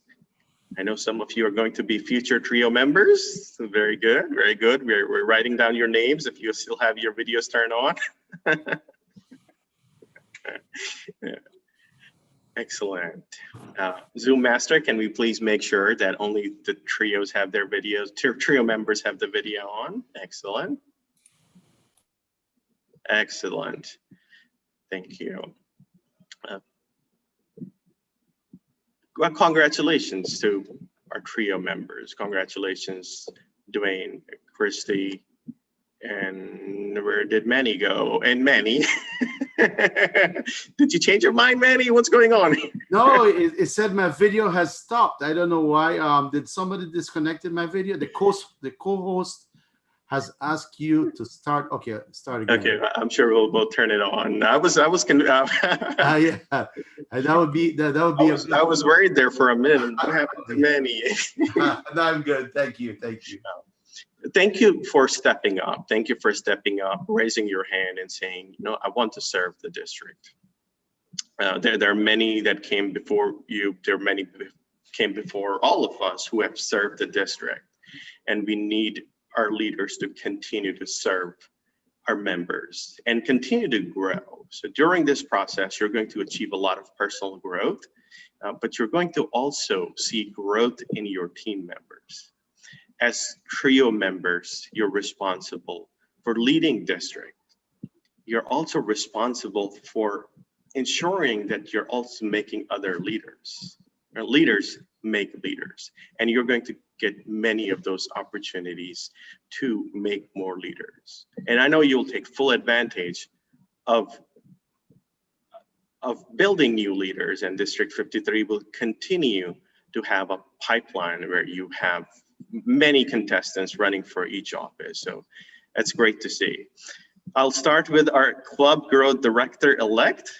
I'll install you first, Distinguished Toastmaster Manny Garcia. As Club Growth Director-elect, you are responsible for the marketing, club building, membership retention, and other duties as specified. You always have to add that, just in case you come back and say, well, that was not included. As the incoming Club Growth Director, do you accept the duties of the office of Club Growth Director and pledge to do your best to serve the district and fulfill its mission while practicing Toastmasters' values of integrity, respect, service, and excellence? I do. Thank you. You have been installed, Mr. Club Growth Director-elect. Thank you. Our Program Quality Director-elect, Christy Patterson, Distinguished Toastmaster. As Club Growth Director, you will be responsible. No, Program Quality Director. Oh, yes. Thank you for correcting me. Like, nope. As Program Quality Director-elect, you're going to be responsible for the education of the district. Good catch there, you, Christy. Yahoo, Christy. As Program Quality Director, you'll be responsible for the quality of the education. You are going to be responsible for training club officers. You're going to be responsible for training district leaders. I know it's very important to have quality in what we do. We provide a product, and it's important to provide that quality experience to our members so that they continue to enjoy Toastmasters and what we bring. And as Program Quality Director, you're responsible for that. Again, you're not in this alone. You have a team. Please work with your team and encourage all of the team members to help continue to maintain this quality and add more value to what the Toastmasters members are getting. So my question to you is this: as the incoming program quality director, do you accept the duties of the Office of Program Quality Director and pledge to do your best to carry them out in accordance with the district mission while practicing Toastmasters values of integrity, respect, service, and excellence? Please respond. Yes, I do. Thank you. You have been installed. I pass my mini gavel over. And thank you for passing your gavel. Our incoming district director, right? I didn't mess up your title. Distinguished Toastmaster Dwayne Wanek. As our district director, you're responsible for conducting yourself in a way that embodies Toastmasters' values of integrity, respect, service, and excellence. As the district's chief executive officer, you lead members in fostering strong clubs, achieving their goals, and fulfilling the district and Toastmasters International mission. Will you accept these responsibilities? Please respond. I do. All right, yay. All of the officers have been installed. At this point, I would request everyone to turn their videos on, if possible.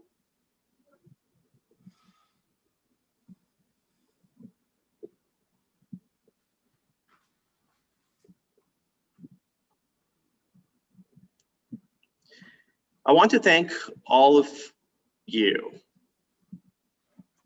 for electing your district leaders. You know, we come to a district council meeting, we vote, our leaders get elected, and then we don't just say, okay, good luck, see you next year. We are supposed to provide them the support they need. You know, these division directors, area director, district leaders, they work very, very hard, and most of you know how hard they work. But they need our support. You know, as they start their terms, and maybe now, maybe after this call, they're going to be reaching out to some of you as they're establishing, they're forming their teams, and they need you on their teams. I just heard someone say it takes a village to conduct a contest or a conference.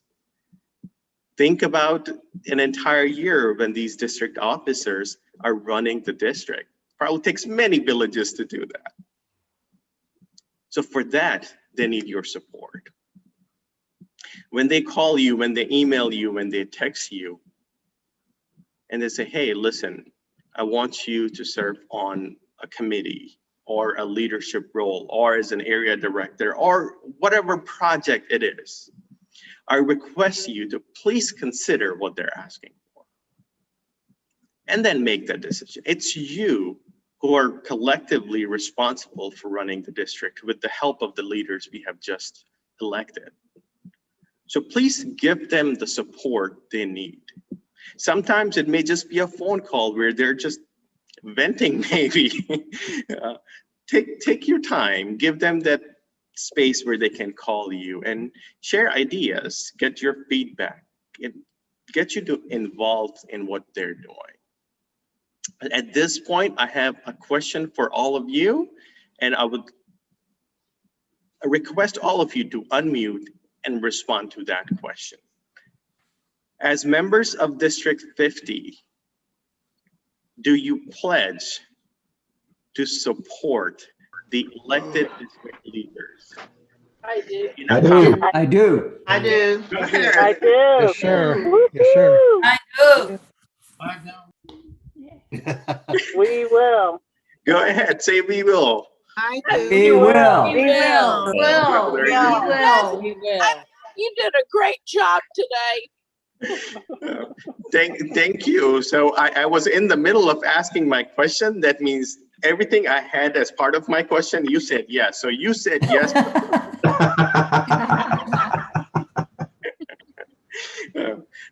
thank you so much. I don't need to to complete the question. I mean, I am very excited to see how much support you have. At our district director-elect, Dwayne, look, all of these people just pledged to support you. Take screenshots, take down their names, and remember they are going to support you. But again, District 50, the people of District 50, you guys are great family. You have a lot of fun, and I always have pleasure, and I always expect great things from you. At this point, I would like to present you your district director-elect to make some brief remarks. Let's give him a big round of applause. Thank you so much. That was fantastic. And thank you for humanizing that by making the mistake that you did. It proves that we all have room to grow. So the good news is the chief judge is in the room. So I'm going to take this, what was supposed to be a 15-minute speech, and turn it into a 2-minute table topic impromptu response. Everybody on board with that? All right, let's go. It was so interesting today. It's been an incredible day, an incredible event. And when Monica read my name out loud during the business meeting, there were two emotions that hit me almost simultaneously. One was shock, because floor candidates, I believe, have about a 4% chance of winning when they run for the floor. And the other was emotions. And I didn't see that coming on any level. In fact, I was baffled by that. I'm like, whoa, okay, dude, you're about to have to go do the alignment pitch, so stop crying. And, you know, I started texting friends of mine going, what the heck is happening to me? And they're like, you know, it's because you care.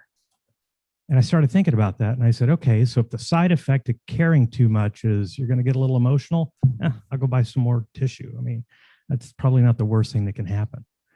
You know, we've had a lot of conversations during the campaign. You've shared some really great ideas, and I hope they don't stop now. I'm going to leave the candidate website up. Send me emails, grab my contact info, put my cell phone number in your phone, you know, set up time to talk.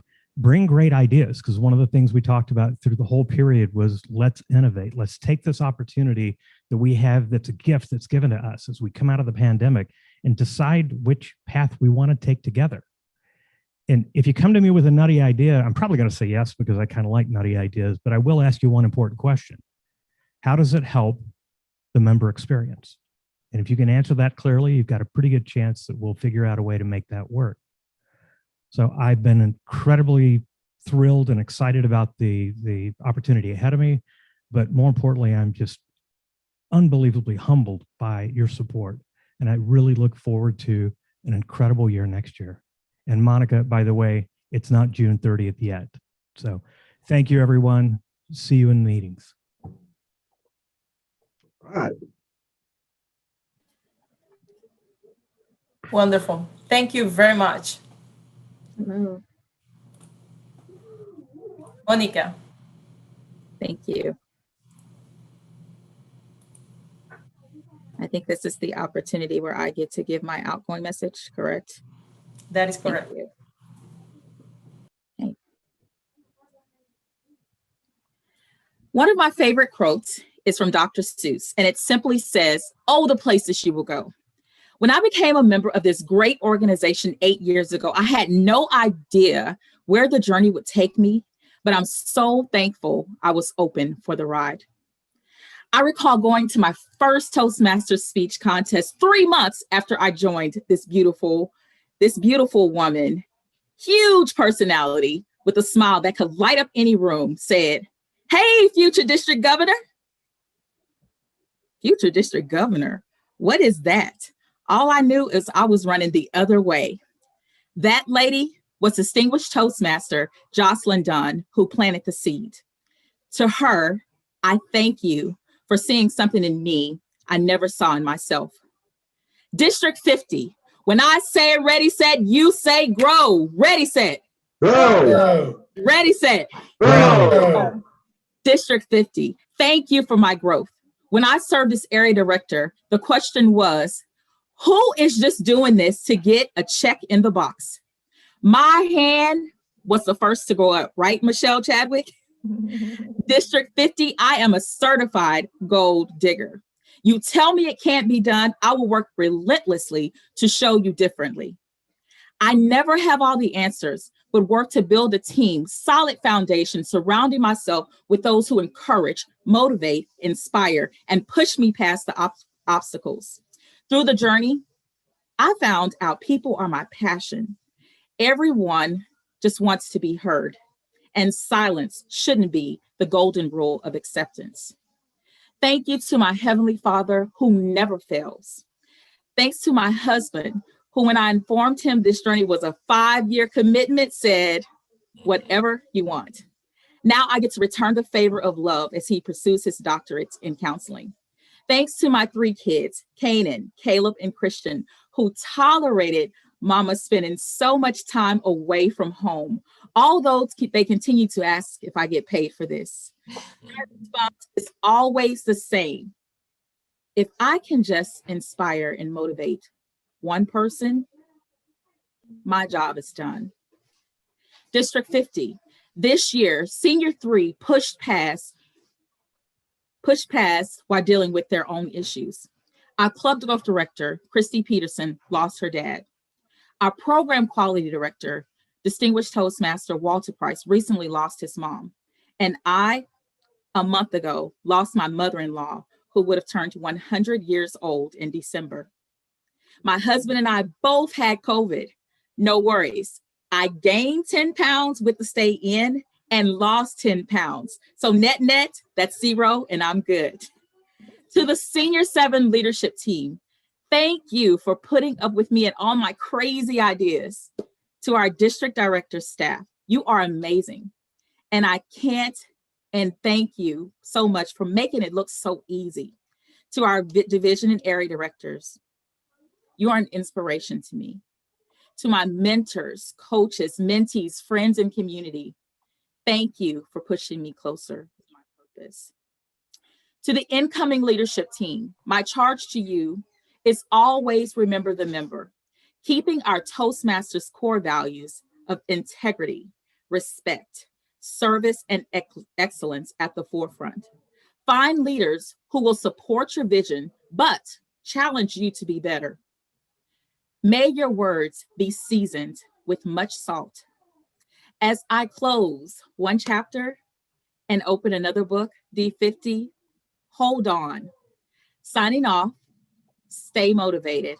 Monica Durden, your 2019-2020 District Director. Together, we did. Thank you.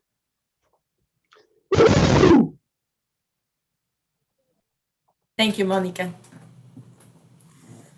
It was a great year, definitely. And now, before I announce the winners, I have to say thank you to our chief judge and our ballot counters that were not there when we were saying thank you. So thank you all of you. Thank you for all you did. Now, the moment that we all have been waiting for. Can I hear the... Thank you. We had 0 disqualification. Woohoo! Our 3rd place winner is Michelle Woodley.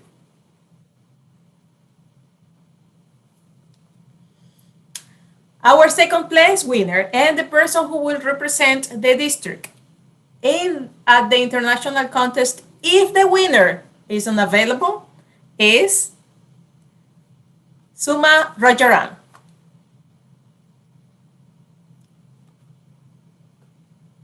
Our 1st place winner and the person who will represent the district at the international contest is James Harris Jr. At this point, all of those that participated at the conference, just remember, there will be a full conference debriefing on Sunday at 7 p.m. Please check your email for the link. And at this point, this contest is adjourned. Thank you very much for attending. And thank you, Mohammed, for showing up. Thank you so much for all your support.